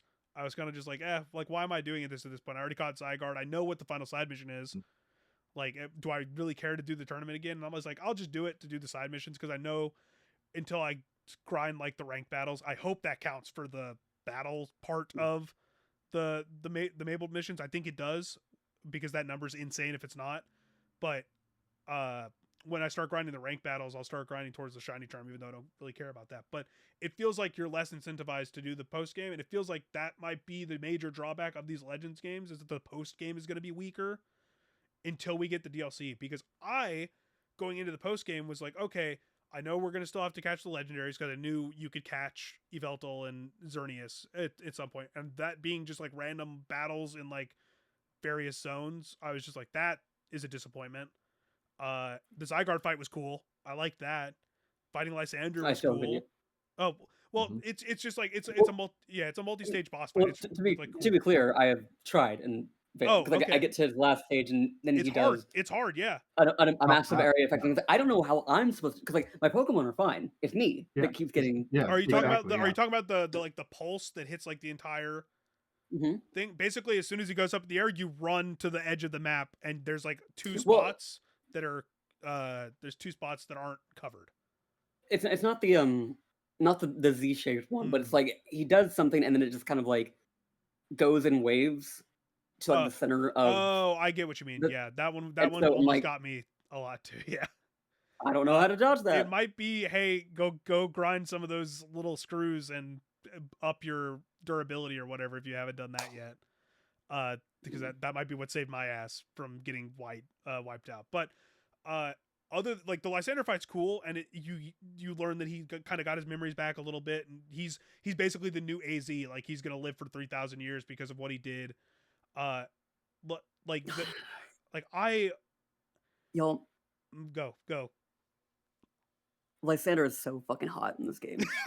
I saw your post and I was like, I can't wait to talk about this. It's like criminal, because like I didn't even recognize him initially, and then like because all the red hair is gone and he's like completely like white, like kind of a little blondish, and then like when he's like, oh, my name's Elle, and I was like, oh, that's weird, that's suspicious, and then when he's like, oh, I tried to make a beautiful heart, I was like, oh. Yeah, I had the same thing. I didn't even realize. I was like, "Oh, is this a brand who is this character?" mysterious sexy man? So let's talk about the returning characters first. There's 3, 4. There's 4 if you count Mabel, who doesn't really do much in terms of like the actual story. I think there's only 4, because you get Mabel, Lysander, AZ, and Emma. AZ and Lysander are the only 2 that matter. I love Emma's the end game of X and Y. The only good part of the end game of X and Y is the Looker Emma story, which is why people were so excited to see her back. And the fact that she's back just to basically be a tutorial character, and then she just gets shoved into the Looker Bureau and never leaves again. There's like a couple quests she pops up in. Absolute insanity to me. If we don't get some kind of extra bit with her in the DLC, I swear to God, I don't understand the thought process of bringing a character like that back just to sideline them for the entire story again. Yeah, the only way that it makes sense is if all that's in the DLC, because like the Tawny Urbane stuff has not. The Tawny stuff has I thought Tawny was looking for Lysander and just didn't know who she was looking for. Yeah, and because but then they saw each other at the tournament, and then I was like, oh, maybe not. Yeah, like I was like, okay, maybe that's not who they're looking for. Who are they looking for? Because there's no clues. I haven't like deep dove like all the side text or anything. I haven't gone back and like looked at like breakdowns or anything to see if there's I'm some really hint. interested to see how narrative heavy the DLC is. Because like Sword Shield, Scarlet Violet DLC doesn't they have stories, they have narrative, but they're But not they were like self-contained. Like focused. the Sword and Shield one Yeah, doesn't really have narrative that isn't tied directly to those DLCs, and then yeah, the exactly, yeah, Scarlet Violet DLC was self-contained to the DLCs combined together. Yes, they were yeah, like a shared narrative throughout, but they were still mostly combined to just the DLC, barring the general like overview of like, oh, this is what Terrapagos has to do with the Terra situation. So yeah. And then Arceus, of course, didn't have any didn't have DLC. It DLC. just had the So. one free update post like for the 1 year anniversary or whatever. So I do think that Mhm. we're going to get a more narrative heavy DLC here. That's going to be probably pretty expansive in terms of like what you do. Uh, we're gonna see. I'm gonna guess we're gonna see who Tawny's looking for. I don't there if there's no but there's no context to who she's looking for. Who she they he like depending on who you are is looking for, because the only thing we get is that the Jet recognizing the mom's jacket that she's wearing Mhm. or whatever. Like, okay, so Quasartigo might be involved a little bit more. We might finally learn what Yeah. Quasartigo's like involvement is in this whole situation beyond just like how did they like that kind of stuff. With I hope that Looker comes back, because we haven't seen Looker since Sun and Moon. Mm. Like I want Yeah, Looker yeah, back. you're right. Yeah, Like there's no better time to bring him back than with having Emma more involved in the story, which I think is the there's a, biggest bummer of the game, in my opinion. there's a lot to do that they could do, but I hate to say that I can't shake the feeling that I think the DLC is going to be disappointing. I think, My yeah. mm, Go ahead, Ken. I would say, because my thing is like, I was so sure that one, like Arceus was gonna have some kind of DLC that was gonna wrap all that up, and we didn't Mhm. get any sort of conclusion to that until ZA, has its whole museum section. Scarlet and Violet's DLC, it like the tail end gets into some of the stuff that Area Zero kind of But it gestures didn't do as at, much as we all thought it was going to do. but Yeah. it's nothing close to like the focus of that. But And so I'm just kind of like, do you think because this because is Legends DLC, it's going to be more like because this is the first time, same with it getting multiplayer for the first time, this is the first time we're getting dedicated DLC to it. maybe, but like, then I think the only thing we know right now is that like Hoopa is opening other dimensions where other God, I megastones hope are, it's and not it's like like that goddamn movie. it's like I don't know how all these unanswered things factor into that. As long as Yeah. we get a conclusion to Tawny's story, like Tawny and Urbane's story, I think I'll be happy with it. Like I want that conclusion, because That's the most important thing. that felt like the biggest, like why would you not include that in the main story if the driving force of this character, beyond them being like a person who cares about people and wants to help people, is they're looking for someone. Emma is directly involved in that looking for someone. So big picture for the DLC here is, and we can touch a little bit more on this when we talk about like the future of the series as a whole, is I think we are going to get a lot more Emma in the DLC through that she's helping Tawny and Urbane look for this person. I think that's going to be the crux of whatever happens. But who is involved in like Mega Evolution to the point where they could be involved in like this Mega Dimension thing? Like, is it going to be because there's no way it's not an established character that they're looking for. They're teasing it this hard. Like I can't Or see Pokemon, established yeah, Pokemon. like or an established Pokemon. But they say someone. She says they say someone though when they're talking about it. Yeah. So, but it can't be. It's not Sycamore, because we know Sycamore is often like a different region, based on like some flavor text, at least, unless I'm misremembering. So, I mean, their mother is like the only person like they're I even guess. connected to, and like, but like she says presumably that she's dead, and so like Yeah. maybe there's some inkling that she's not, or she got sucked into one of these wormholes, and she's gonna give us the Mega Is Rising that Stone, we're and then gonna end she'll up be the back in ally of the Ultra year. Space? That's how it's Yeah, gonna I end don't up. know. Like Like Hoopa dimension jump through. I have been burned by Pokemon DLC not giving me what I want, so I don't want to be like too hopeful. But also, I mean, this is giving me Mega Raichu, so actually, maybe it's giving me everything I ever wanted. Maybe it's actually going to succeed in really following up everything that I've ever dreamed of. I'm disappointed that we're even having to discuss that one of the main points of like the story, quote unquote, is going to be in a DLC if it happens at all. Yeah, I agree. That is a big bummer, especially with how the DLC was announced and Yeah, how even they're operating I stuff. genuinely like the story in this Yeah. game. Like I genuinely do like it. but that also is kind of a problem. It's a bummer, and I feel like they are gonna keep doing that at this rate because it felt like they did that with Scarlet and Violet too. Because we did get answers to the Terra stuff, but boy oh boy was it not what we wanted, and was it in the second DLC that took a year and a half to come out. As long as we I'd get even prefer answers, like like if you make a spin-off anime that answers it, that's better. Just do that and well, I'll watch to be it. fair, the Horizons anime is answering it better than Scarlet and Yeah. Violet did. Terapagos was leaked through that anime getting announced. Like that's where Terapagos was first seen, like the small form at least. Like that maybe who knows what they'll do because they're not tied to like the overarching narrative like Ash anymore to do like these stories and like all these side stuff. They do just a Legends ZA story too. But yeah, I don't know. As long as we get answers, I'll be happy as someone who was going to buy the DLC anyways just cuz I really like the game.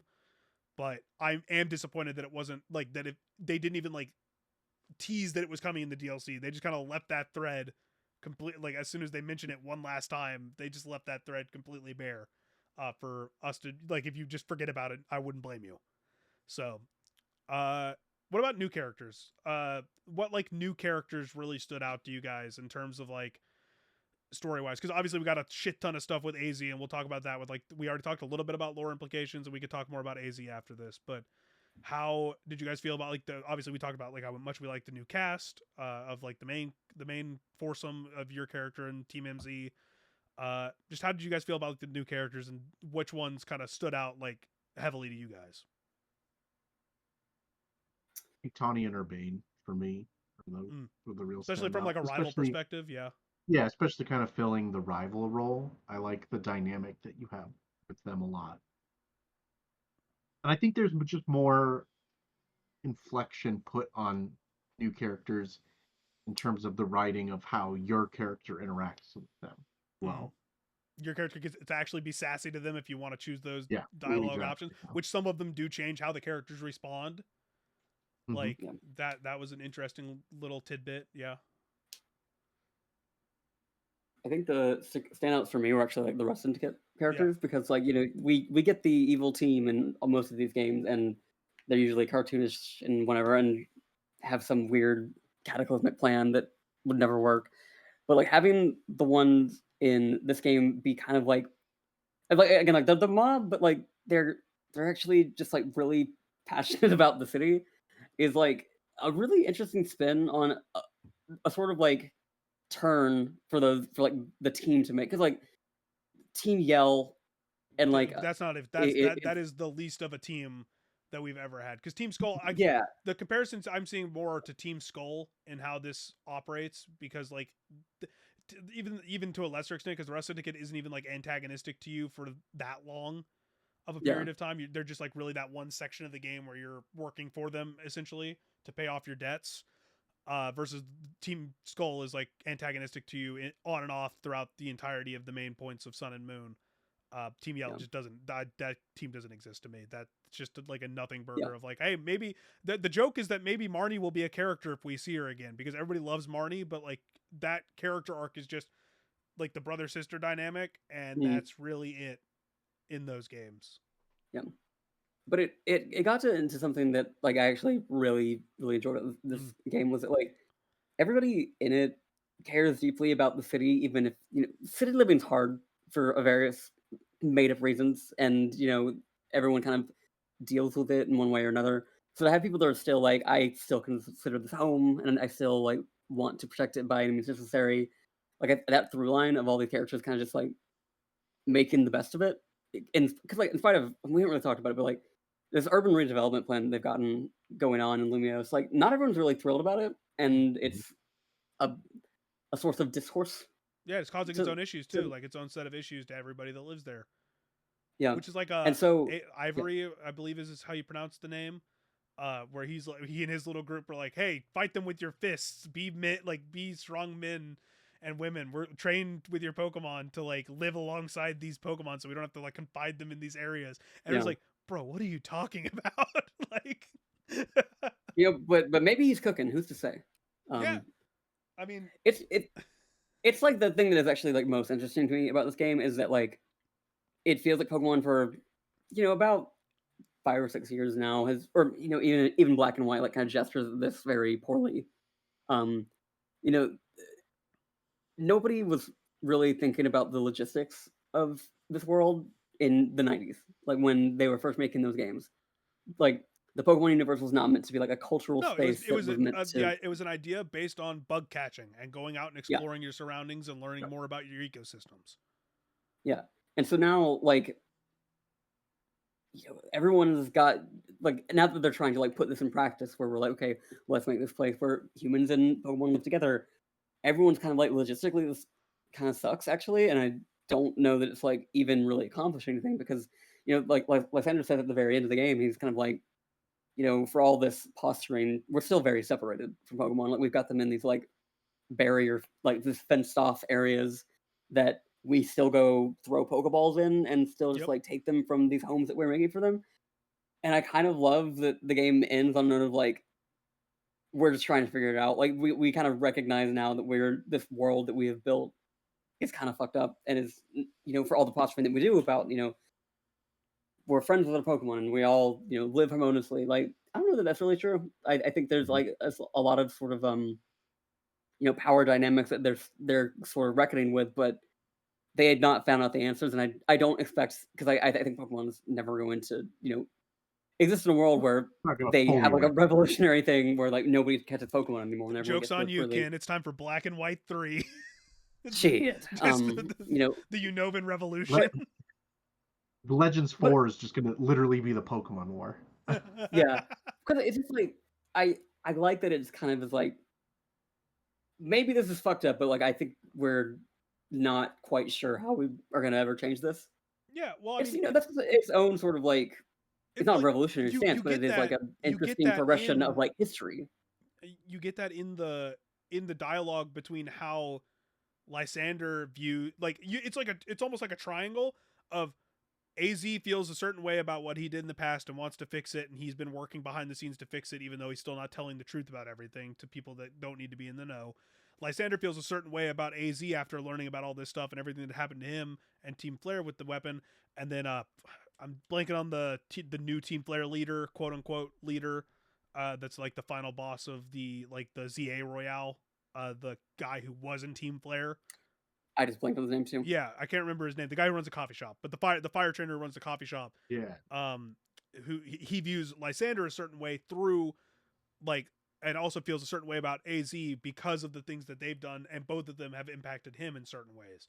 So like, you get that view of like how things end with like, and this is like, if you haven't been spoiled already, this is like Grisham. the biggest spoiler. His name is Grisham. Oh, what's up? His name is Grisham. Okay, yeah. Yeah, it means gray. It means gray.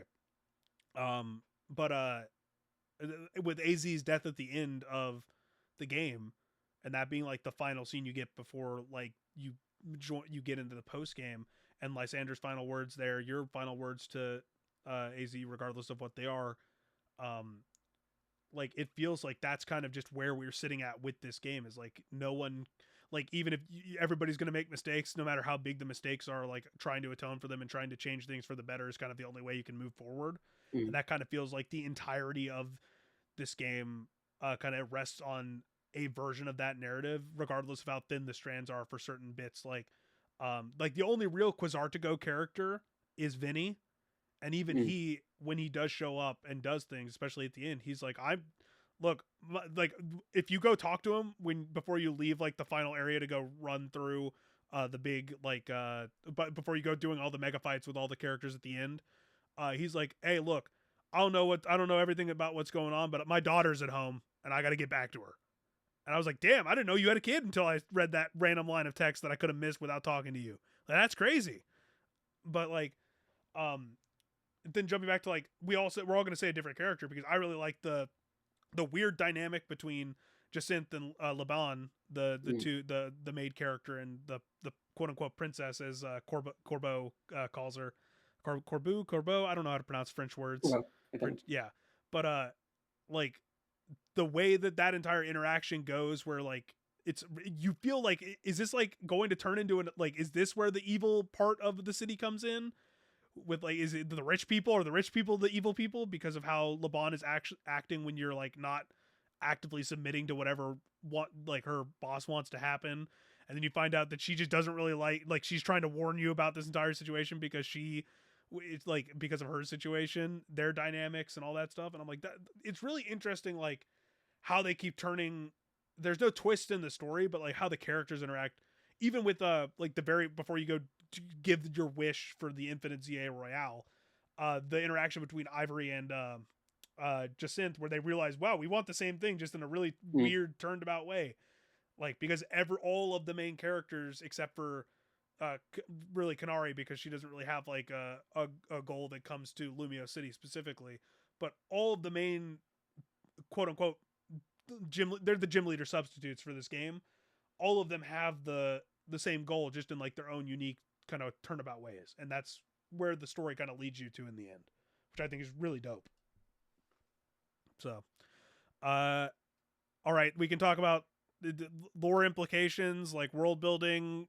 I'm just gonna open it up to like the sequel prequel elements of like what they're doing with like Legends games and where this could take us, like in terms of how they do specific just like follow-up stories essentially, because it seems like every Legends game is going to be either a sequel or prequel to some form of Pokemon project that has happened. More than likely they're going to pick a different generation every time for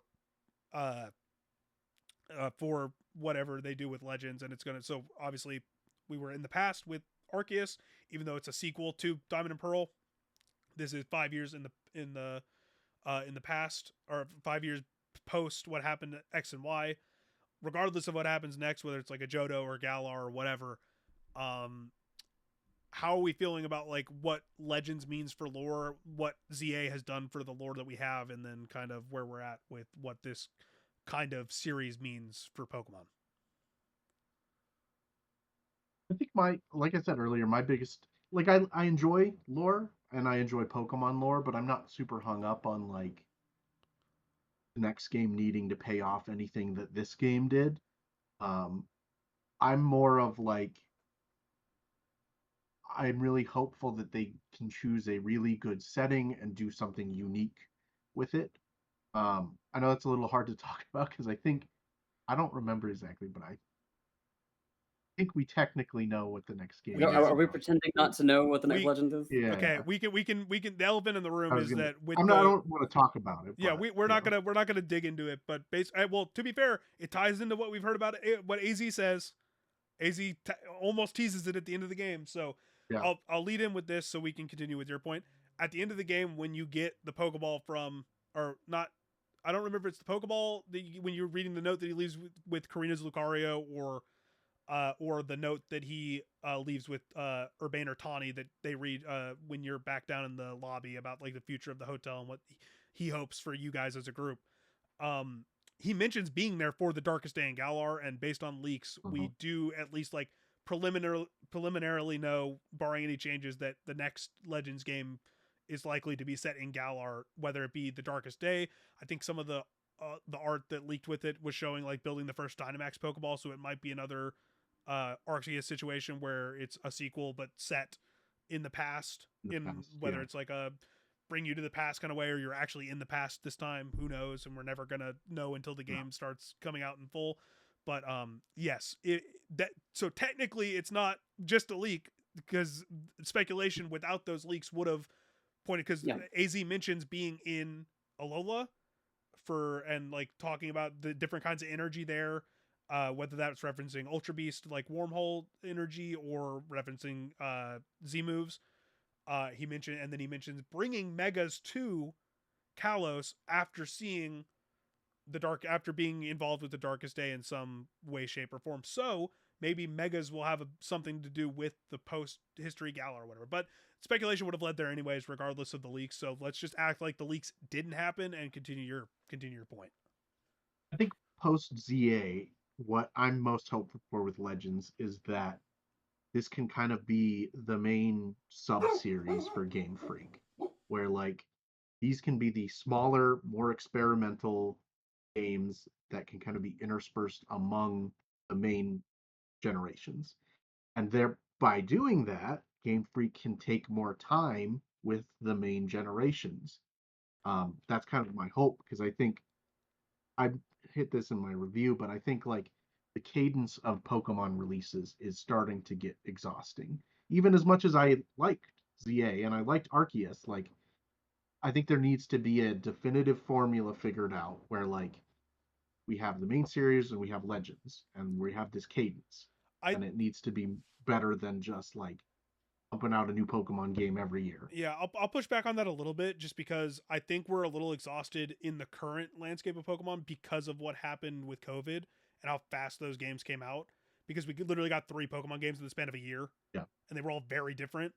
And they were all received very differently, including 2 being received pretty negatively in terms of like critical response. Like we got BDSP, which was not developed by Game Freak in full. It was oversight by Game Freak, done by external team. Then we had That was Ilka, right? yeah, it was Ilka. Which, by the way, if you haven't played other Ilka games, their other games are pretty good. They did One Piece Odyssey and they did Sandland, the Akira Toriyama joint, and both those are good games. So don't, for anybody who's like, oh, Ilka's just a bad developer, don't just knock a developer because of one bad project. Go try their other shit if you're gonna talk like that. But we got BDSP, then we got Arceus within the span of like 3 months, and Arceus was like such a new thing that it like broke a lot of people's brains in terms of what Pokemon could be. And then we got Scarlet and Violet 8 months later, and it was at its core a really good Pokemon game that did a lot to translate what I think Arceus translated a lot of Pokemon stuff in a brand new way into an open world really cool. And then I think Scarlet and Violet did a lot to translate almost perfectly what Pokemon should be in an open world scenario in terms of gameplay at its core, like catching, battling, like how you interact with stuff. It's just that the overall package wasn't there. Even with like the improved performance on Switch 2, it's still not like where it needs to be. And now we had DLC, and now we're a year, we're a year removed from the DLC for the final DLC, or pretty close to a year removed from the final DLC for Scarlet and Violet. We're getting another full Pokemon game. We're gonna get DLC for that game early-ish next year, more than likely, and then Gen 10, whether that comes out late next year to be It'll at least be announced next year. Yeah, it's going to be announced at Pokemon Day as part of the 30th anniversary for sure. Whether that means we're going to get it November next year or we're going to get it early-ish in the next year, because now we never had a Pokemon game release in October before.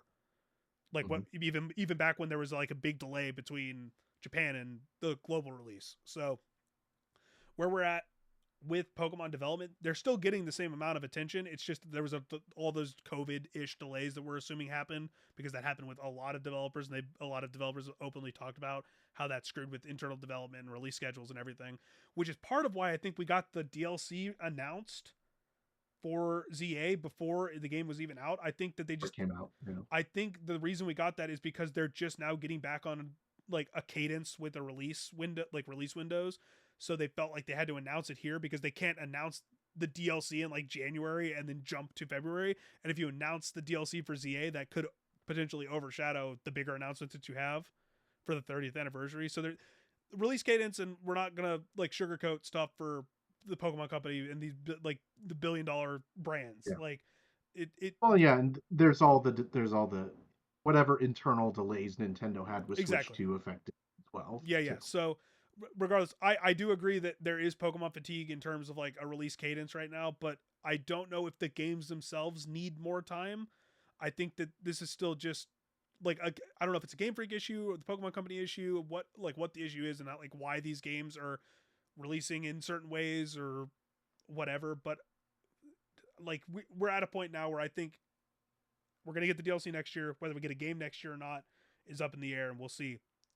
But the development timelines internally probably are back on track with like the rumored / leaked like kind of 4-year, 5-year windows that they have, where there's the 2 teams going back to back, like working on stuff there. So we'll see where we're at in like probably another 2 years with like how the games are like the state they're releasing in, like can they keep up? But if another game releases like Scarlet and Violet where there's performance issues or like actual major issues at launch or something, then I will be 100% behind you in terms of like start giving it more time in the kitchen. We don't need a new Pokemon game every year, regardless of what your shareholders say. So, but again, shareholder value and all that Mm. Great stuff that we're hearing more and more often. Mm. Not like that decides anything, right? Yeah.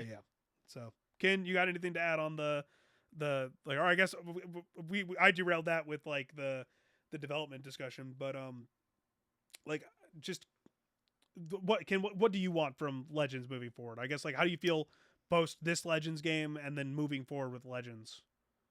I think ZA solidified for me that I'm not like I don't have like a wish list for Mhm. Legends games because I just kind of want them to surprise me every time. I'd love for them to be very different, very experimental, almost Exactly. anthology like let this be their sort of like Final Fantasy where Yes. they get to just kind of like really go They, for it they every just kind of time tack on where they feel like.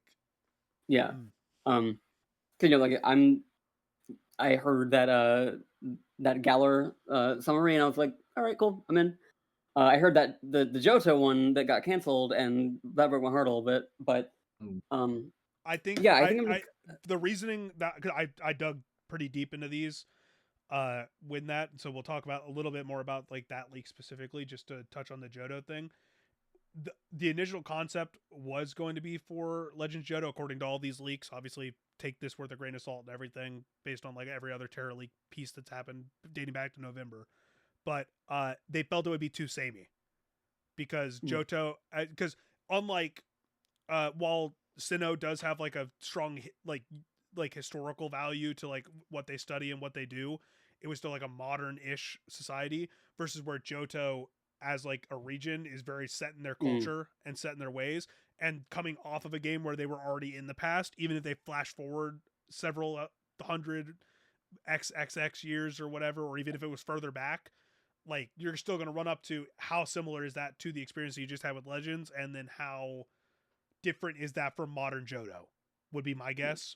So I think they just looked at it from like, hey, maybe not right now, let's try something vastly different, and then they chose to go with the ZA route where it's like future, it's going to be a full-on sequel to X and Y. We're going to take place in modern day, and we're going to play with that a little bit more and open the sandbox for us. yeah. So but continue your thoughts. Yeah.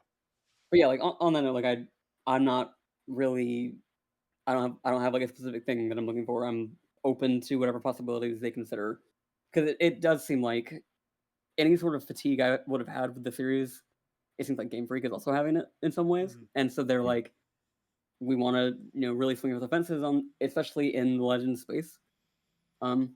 So I mean, I've got one in the past and I've got one in the future. I can take either one again.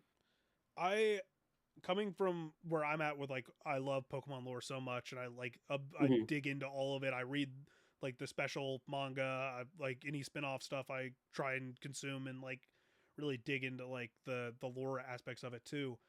I'm in the same boat. I don't have a wish list. I didn't even after Arceus. I was just like, just do what you want. I actually wanted Kalos really bad because X and Y left so many holes in the story that this helped fill to an extent. I do think that there's obviously like not counting like the new holes they left with like their story, but I do feel like there's still some stuff left out in the open. But we got actual Zygarde story, which we didn't get across X and Y or Sun and Moon before this. So I don't really have a wish list of where we go next. I don't even have a wish list of where I don't want to go next. The only one I would prefer not to see is Kanto, because I don't think there's anything they can really do Kanto wise that's like good that would make it have to be interesting. something very different. Yeah. Like I don't think like not that Kanto is not interesting as a setting. I just don't know if there's a way they could spin a Legends Kanto to where I would be super excited for it, because the past is a war, which they're not going to do in full. Yeah. And what are they going to do? Like fast Even forward then, it's like super you future? you could go the Mewtwo angle, but that's already been explored. And that's also still like modern-ish day. Yeah. Like, yeah, that's the thing. It's like Kanto is fairly modern in compared to like all these other regions that have like very like documented historical events that merit some sort of exploration. They have hit my big two. They hit Sinnoh is the one that I wanted the most, whether it had been a sequel or a prequel. And then X and Y because of the story gaps that the original X and Y left.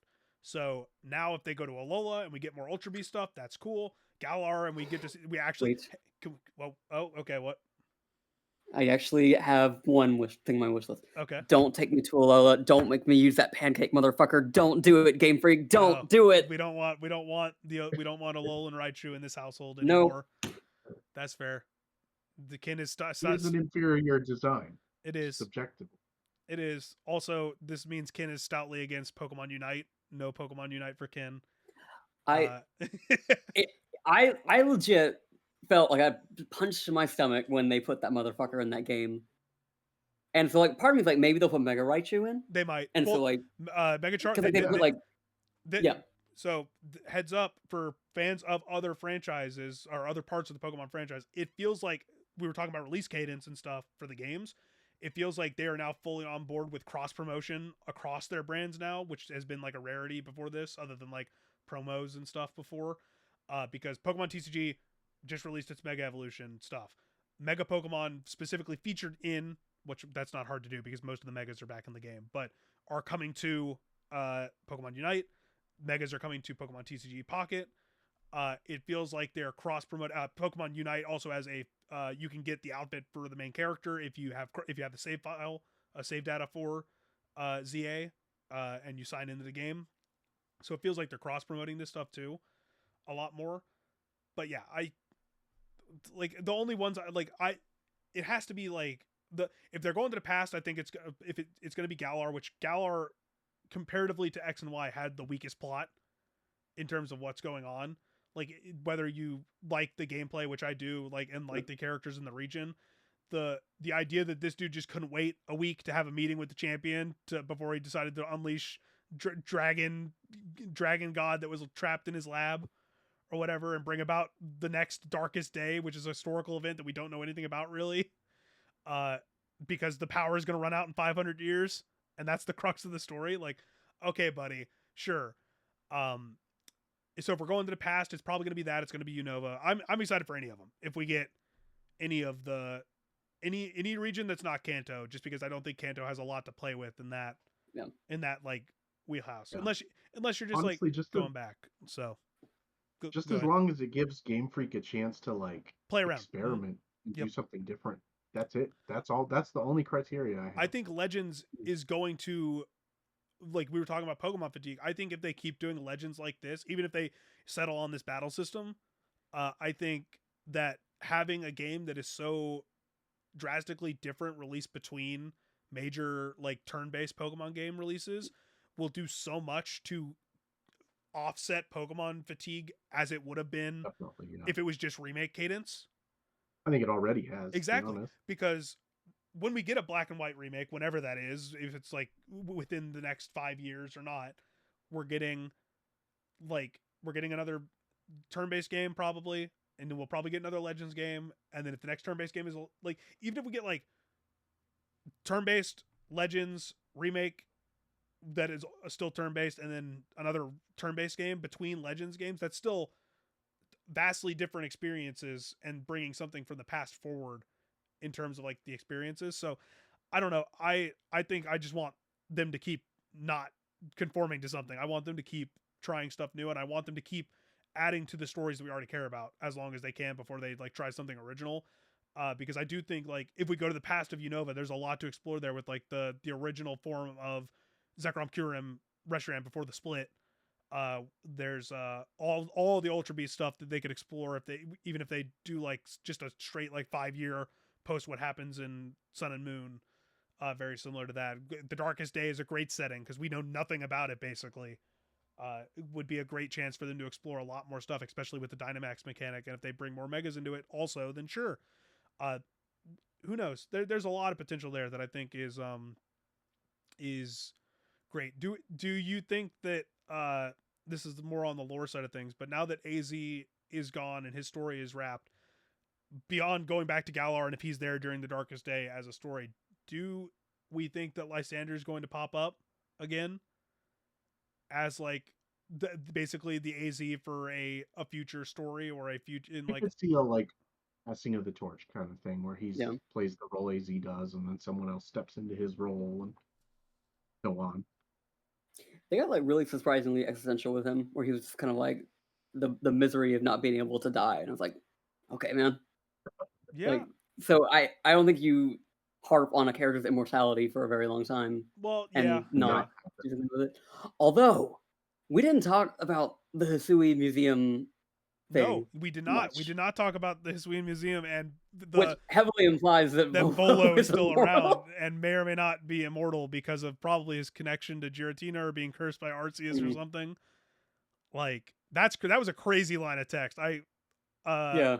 I assume someone's already translated the Japanese text to make sure that it's like super accurate, but I don't think they'd make a mistranslation like that. So that has a lot of hey, what if that's who Tawny's looking for? What if that's who Urbane and Tawny's That'd looking be for? crazy. And there's That like would be and neat. Volo shows up in the DLC. That doesn't feel like impossible. It doesn't. It does, especially if they're tossing a hint like that. I mean, that could just be like a nod, like at something. But I mean, at this point, we haven't had DLC for the series yet, so who knows what if we're going into different dimensions, presumably. Yeah. Who you know who else lives in a different dimension? Giratina. That's crazy. So, look. There's a lot of shit that could happen. With that potential, this also could just be setting up something way far down the line. Yeah. But yeah, I mean, that museum was really cool. Like obviously a lot of the flavor text doesn't really mean anything. It was just like a cool nod. It's still fun. Yeah, although there was the there's the text that basically confirmed that Emmett was or Ingo was back that made it back to the future. That's actually the most important thing. Yeah, that's the most important thing, that he made it back and probably got his memories back and all that shit. So no mention of the protagonist though. That was surprising. Other than their clothes are there, which kind of maybe implies they just like never got back. I'm just gonna assume. Yeah, we can just guess that they either died there or they made it back. I mean, they caught Arceus, so like I've seen so many like cool like mock-ups of like Don, because like presumably that's Don and Lucas. It's Don and Lucas. Arceus. It is. It can like it is confirmed that it is a sequel. So it is the main character from Diamond. So there's like so much art out there of them like returning back to, especially now. Like I saw this really cool art of somebody like having like Lucas back in the present day and like seeing this immortal Volo just like in the street. Yeah. One time, and I was just like, I needed that DLC, Game Freak. I needed that. So I'll just have to eat off the crumbs of your fans drawing up cool shit. There's also some really heartbreaking fan art of when Ingo did not make it back, and there's that he ended up making some kind of like ancient version of like train or like transportation, and then in a train museum was like his clothing, like the tattered clothing, and it showed Emmett seeing it and like breaking down. That's that good shit. Yeah, like that kind of shit. Ooh, hurts. But yeah, I don't know. If Volo does show up again, that'd be really sick, and that'd be a really fun like, because immortality just apparently happens at random in the Pokemon world now. That'd be a fun little like anybody can be anywhere. It is kind of like Kingdom Hearts in the manner of like you can kind of just do what you want. Make it. Well, yeah. Who's to say the version of Volo that's in the world right now doesn't have something to do with Hoopa, and he's from a different dimension or something? Because that's God. Like I said, I alluded to it earlier when I said, "God damn, I hope it's not like that movie." That movie where he just brings in all the legendaries from like different timelines just to fight in a giant city. It's like, this is dumb. Like, there's no rhyme or reason for it. Like the cool city fights, I guess. But like that Hoopa's like the Flashpoint in DC Comics, where as soon as I hear the words Flashpoint, I'm like, okay, so writing just doesn't matter anymore, because you can do whatever you want at any point in time and change it or pull or it. That kind of stuff is I do say like the Ex Machina stuff that I'm just like, like we'll see where it goes. But yeah, I guess we can wrap it up with giving like our favorites of the new stuff, and then just like final thoughts on stuff. But so let's go round table. Favorite like new, returning, whatever. Who's your favorite like standout character from the game? Lysander, because I'm predictable. Yeah.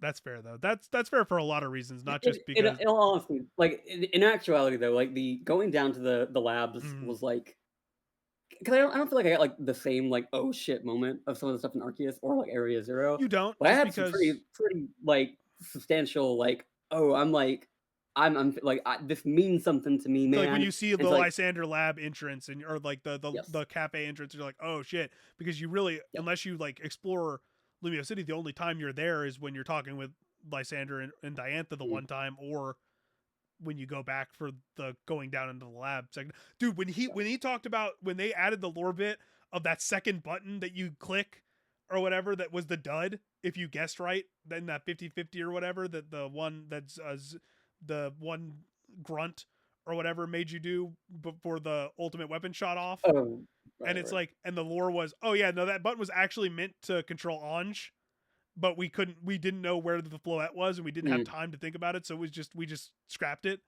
So the button actually did mean something that entire time. Like that was crazy. yeah, That little lore drop was yeah, nuts.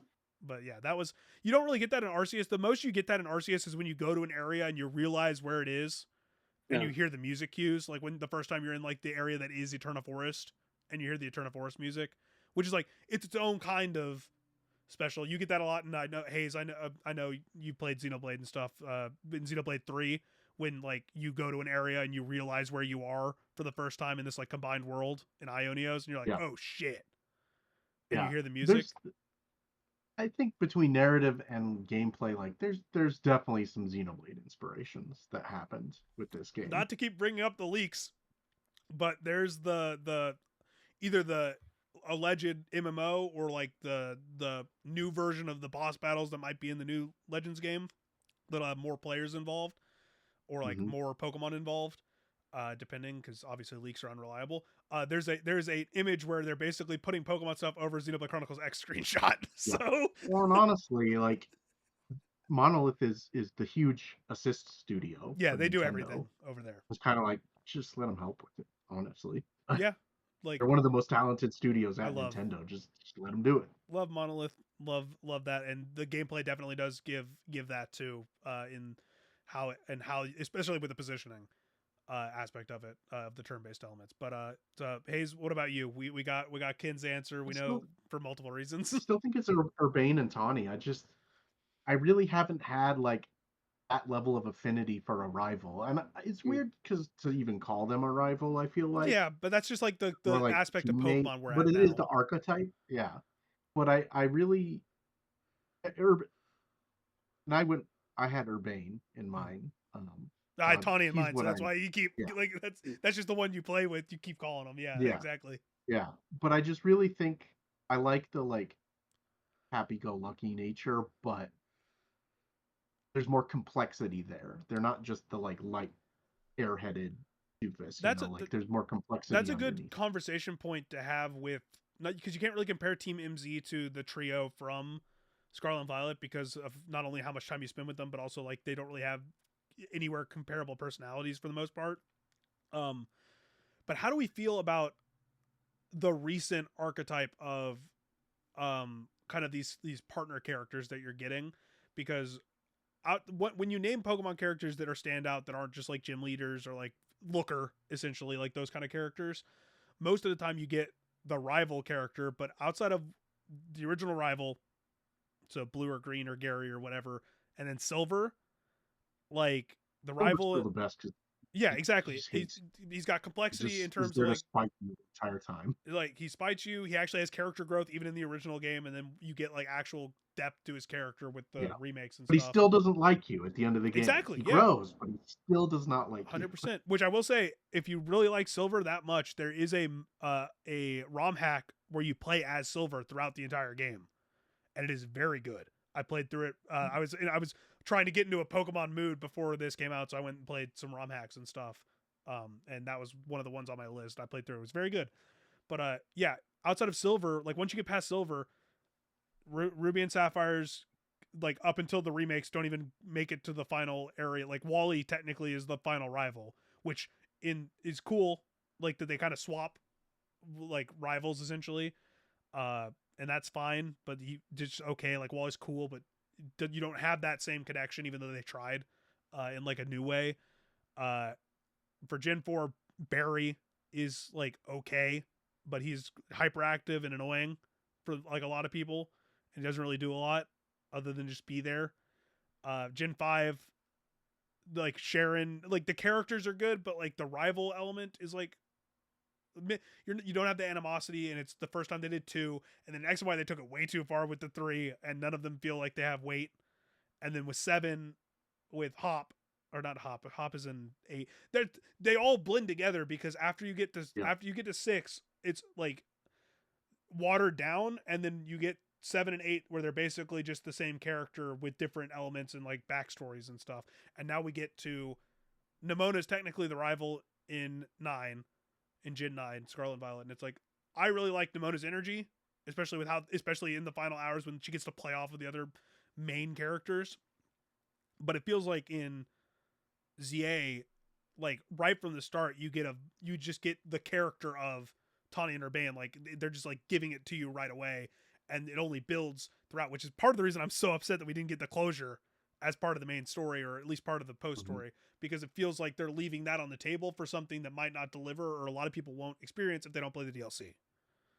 So same with like why voice acting is the voice acting element is like a lot of people might not remember these characters as much because there's no voice acting and blah blah blah, that kind of discussion. So, but yeah, I agree with you. But like, how do we feel about like the trend towards like these partner characters having like the depth versus like the single rival? That seems to be the trend across Pokemon right now. I mean, for me, I like when Pokemon has a power of friendship thing instead of a power of like competitive rivalry. So I think I'm kind of chill with them going more of like an ensemble cast group of adventurers. I mean, like, the rival archetype, as it initially was a cool like troublemaker little shit to show up every now and then when it was the most inconvenient time and you had no potions or you hadn't gotten to the Pokemon Center yet. But as of late, I don't feel like I missed that. I just kind of like growing alongside other people. Especially when it feels like you can hear. Yeah. The anime was such a huge part of why I loved Pokemon growing up. And I think, that's obviously the main theme of the anime. And so I think ensemble cast is the right way to go. I also think Game Freak might be better at writing ensemble casts than they are individual, like giving enough for one individual to do in like the rival role, because they don't have to like rely on one specific thing. Like I wasn't a big fan of like how they split up like the rogue mega stuff when you split up into the 3s or whatever. I was kind of like, I get why you're splitting them up and why you're trying to give everybody the same amount of stuff to do, but I feel like they could have done that in a better way, maybe, to kind of like make it like an actual group activity, especially when they added in the final hours when they added the just like kind of group battles, even though that wasn't like the mega raid to be specific. I think that might be what they build to in the next game, where it's actually like multiple NPCs with you in the same battle.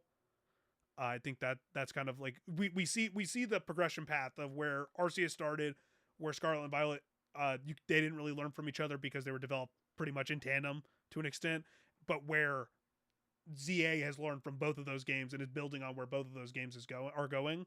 So I wonder how they're going to continue building on like these systems and these like multi-trainer, multi-wild Pokemon kind of experiences. That feels like a really good direction to go, especially with if they're going to keep doing these ensemble casts, like I think they will. But yeah, I really liked Urbane and Tawny, and I really hope that we get more of them. I really hope this DLC is like story driven rather than just like experience and mega driven. I don't really care how they drive the story forward, but I want there to be closure to the story and more narrative elements, hopefully that in like a pretty substantial way. I'm trying to think of like which new character kind of really stood out to me. I mean, Urbane and Tawny is probably also my pick just because you spend so much time with them and like learning about them. I think out of like the new, like the gym leader adjacent, I really liked Kanari just because like I really like the element with her and her grandpa, like just the supportive like grandpa and all of his like workers and stuff. I think that was like really, really fun. Him to go into such lengths to try basically like turn people into fans of like I just think that was really cute, especially the final like giant scaffolding that you have to cross, and it's like, bro, you could have just made a ladder. Like you could have just made a ladder, but instead you made a giant obstacle course in about 10 minutes. That's great. So and then like final thoughts here.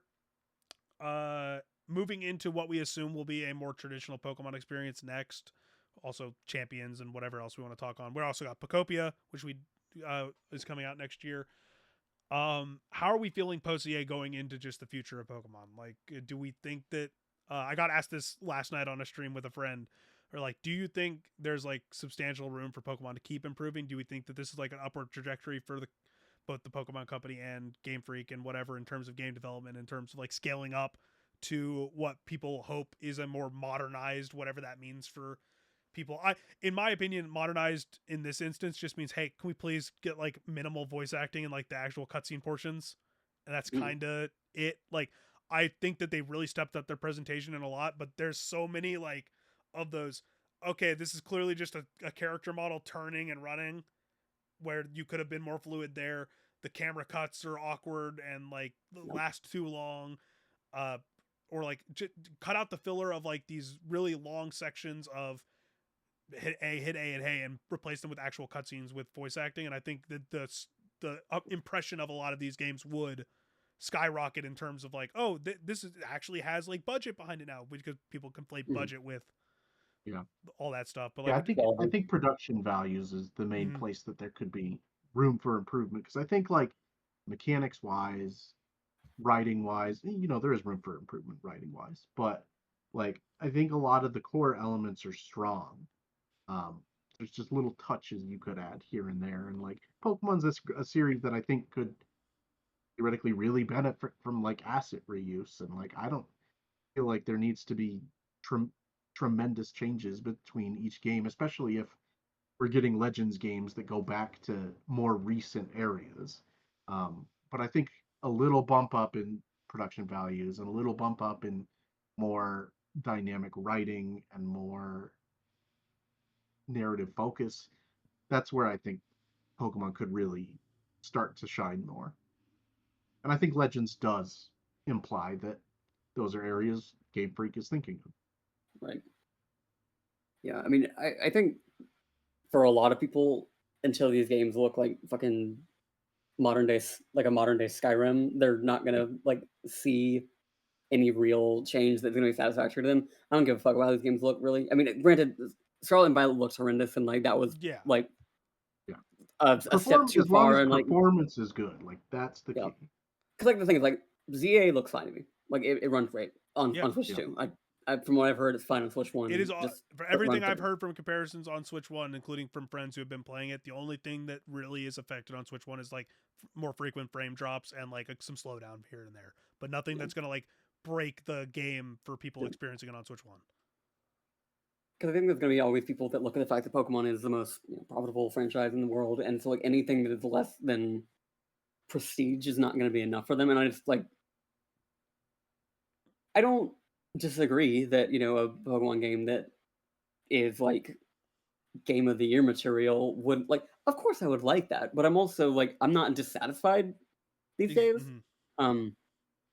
Like I think ZA, for all its all its various issues, like from like a technical perspective, it is all that I ever like. It ran perfectly fine for me. Like I had no like I didn't have a glitch to point out. Nope, never had any issues. Yep.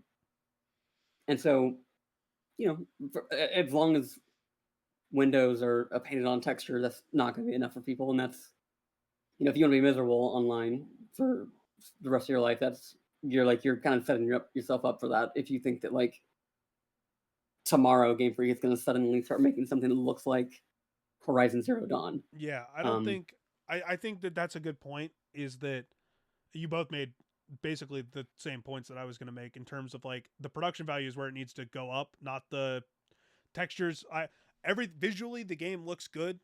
I think the games will continue to look better, especially now that the next game they're probably not going to be developing for Switch 2 or Switch 1. Yeah. Like they're going to production values does not mean the same thing as like visual fidelity. No, visual fidelity does not need to improve in terms of like, sure, they can make the backgrounds look a little better and like textures look a little better. The textures already look better than Scarlet and Violet's did, but that's partially because of Scarlet and Violet, giant open world map, Legends, tiny city by comparison in terms of like overall where you're at.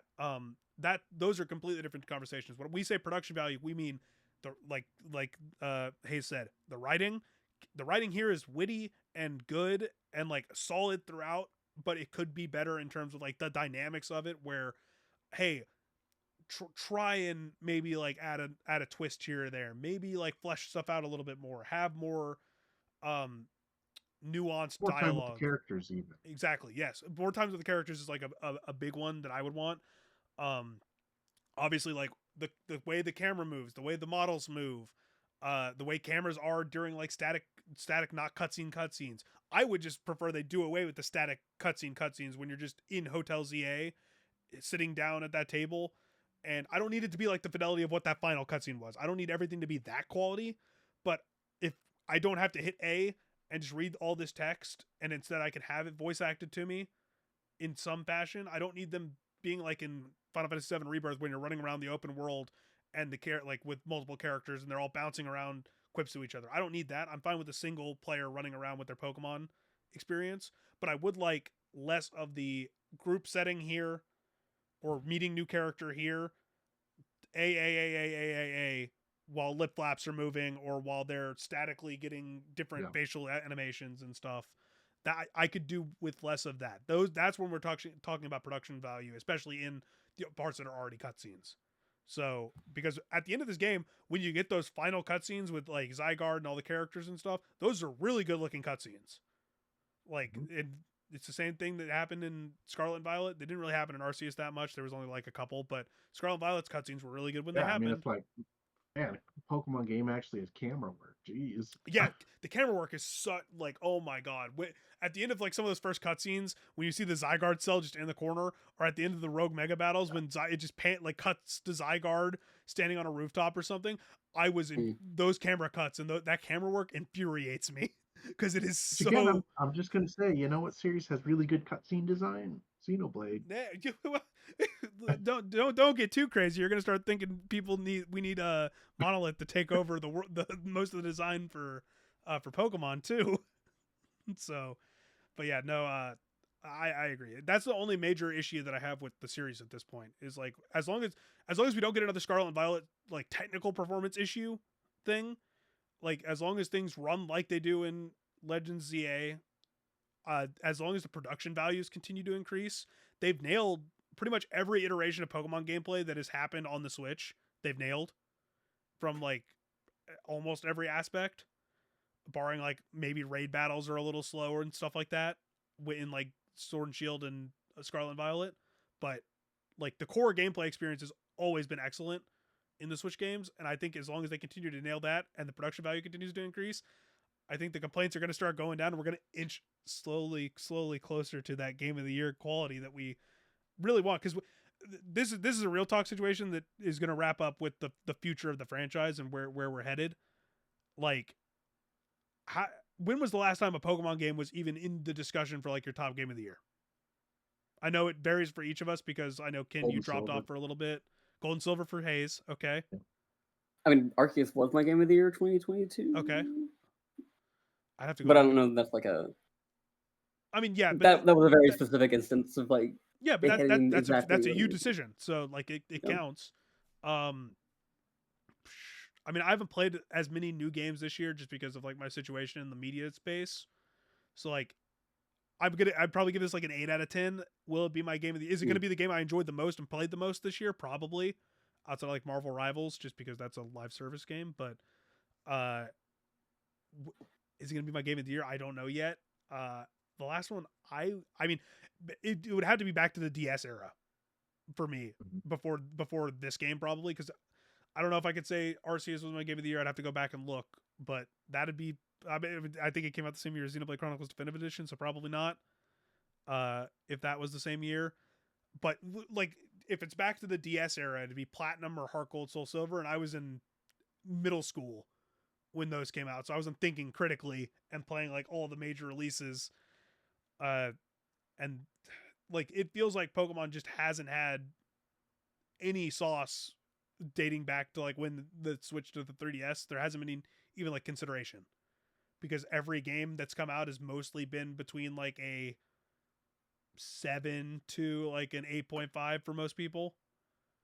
Never pushing a lot of beyond Pokemon that. games also release in like year that Zelda games come out. Yeah, like So, they releasing games where they're not going to be able to compete with like the big front runner. Maybe we'll work up to a point where they're not getting consistent 80s and on like the critical sites, and we're going to get to finally be like, wow, Pokemon is like up there with the big boys, but like in a way that doesn't feed into the everything needs to be Horizon Zero Dawn level of like fidelity that everybody still thinks. I saw a discussion on Blue Sky earlier today where people are talking about people are going to look at some of these PS3 games getting like slightly remastered and realize games didn't need to look better than this.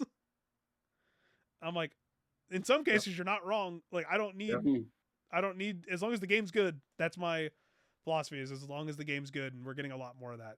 But I guess just any final thoughts you guys have on this game, or like what you're excited for going into what's going to be the 30th anniversary of Pokemon next year. We can wrap up with that. Because like I'm excited for the changes to Pokemon Worlds. Obviously, as a competitive person, like they're turning it into more of like a convention-ish thing that's going to be multifaceted. Worlds was very fun this year, even from a casual perspective for a lot of people. I know a lot of people had a really good time. I'm excited for Pokemon Day to see what it is. I'm excited for this DLC, especially if it does end up being like pretty story heavy. I'm just excited to see like what's next for a lot of things. Like there's a lot of not great, like Pokemon Unite's in a not great place right now in terms of like monetization and just being like like all the pop-ups that pop up when you go into that game. It's I wild. would say I opened that game up for the first time in a vet, and it was like I think I had to X out of like 12 different things It's before I even got to the menu where I could pick to play a fucking minimum match. of seven pop-ups every time you open that game, depending on how many events are going on. And I did an article last year, like last September, when I was first like just doing like some independent stuff while waiting to hear back from some jobs, and I broke down like the game's getting banned in 2 countries at the middle of next year, 2 European countries next year, because of all the gambling that they've added to the game in terms of like loot boxes. Because there are, oh god, not counting just straight up buying stuff with the gyms, there are the bonus prize machine, the lucky ice pops, the treasure chest challenge. So minimum of 3 non straight up ways to buy things that you have to the only way you can really get stuff is by lessening timers with the gyms that you have to pay real money for.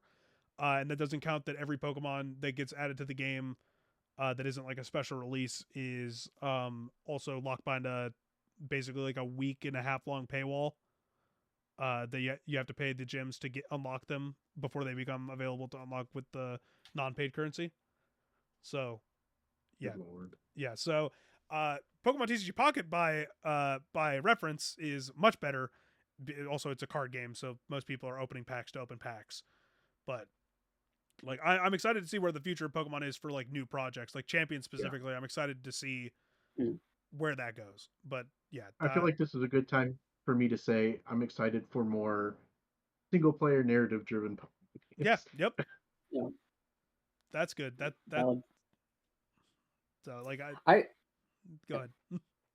I think weirdly, like I'm excited for the 30th anniversary because I'm a complete sucker. I'm a complete sap. And so like when they get like really like nostalgia heavy and like really celebratory and like release a bunch of merch and stupid shit that I can buy, you slap the little yellow guy on it and I'm gonna buy it. I got a record player in there that I have not plugged up since I moved to New York City, but it's got Pikachu on it. And I will do it again. Enix got me with Final Fantasy IX for that this year. Yeah.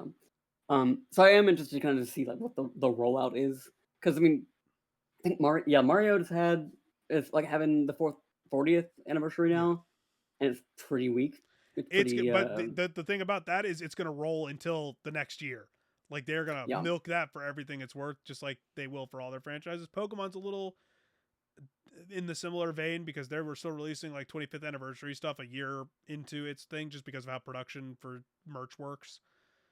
So we're going to be celebrating the 30th anniversary of Pokemon well into the middle of 2026. Can't wait.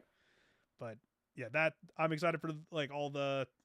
I want to see what projects are also being worked on alongside like whatever the next game is, because we got Pokopia that's already announced, we got Champions that's already announced. I wonder if we're finally going to get like, because Pokopia is the first spin-off game we've gotten since DX Rescue Team, the remake of the original Pokemon Rescue Team. We haven't gotten, because before that was Pokemon Snap, new Pokemon Snap, and we haven't gotten. Oh yeah, Detective Pikachu too. Yeah, I forgot about that. I reviewed that and I forgot about that. I'll never forget about that. Yeah, I mean, other than like, I want to know if we're getting anything else. Like, is this when we finally get? I got him in my living room. I want to see if we're gonna get. I finally want to see if we're gonna get either a new mystery dungeon or the remake of Darkness and Time or Sky, whichever direction they go. Because that's like the one that most people remember. I feel like if we don't get that soon, we're kind of out on Mystery Dungeon, just like we've been out on Pokemon Ranger.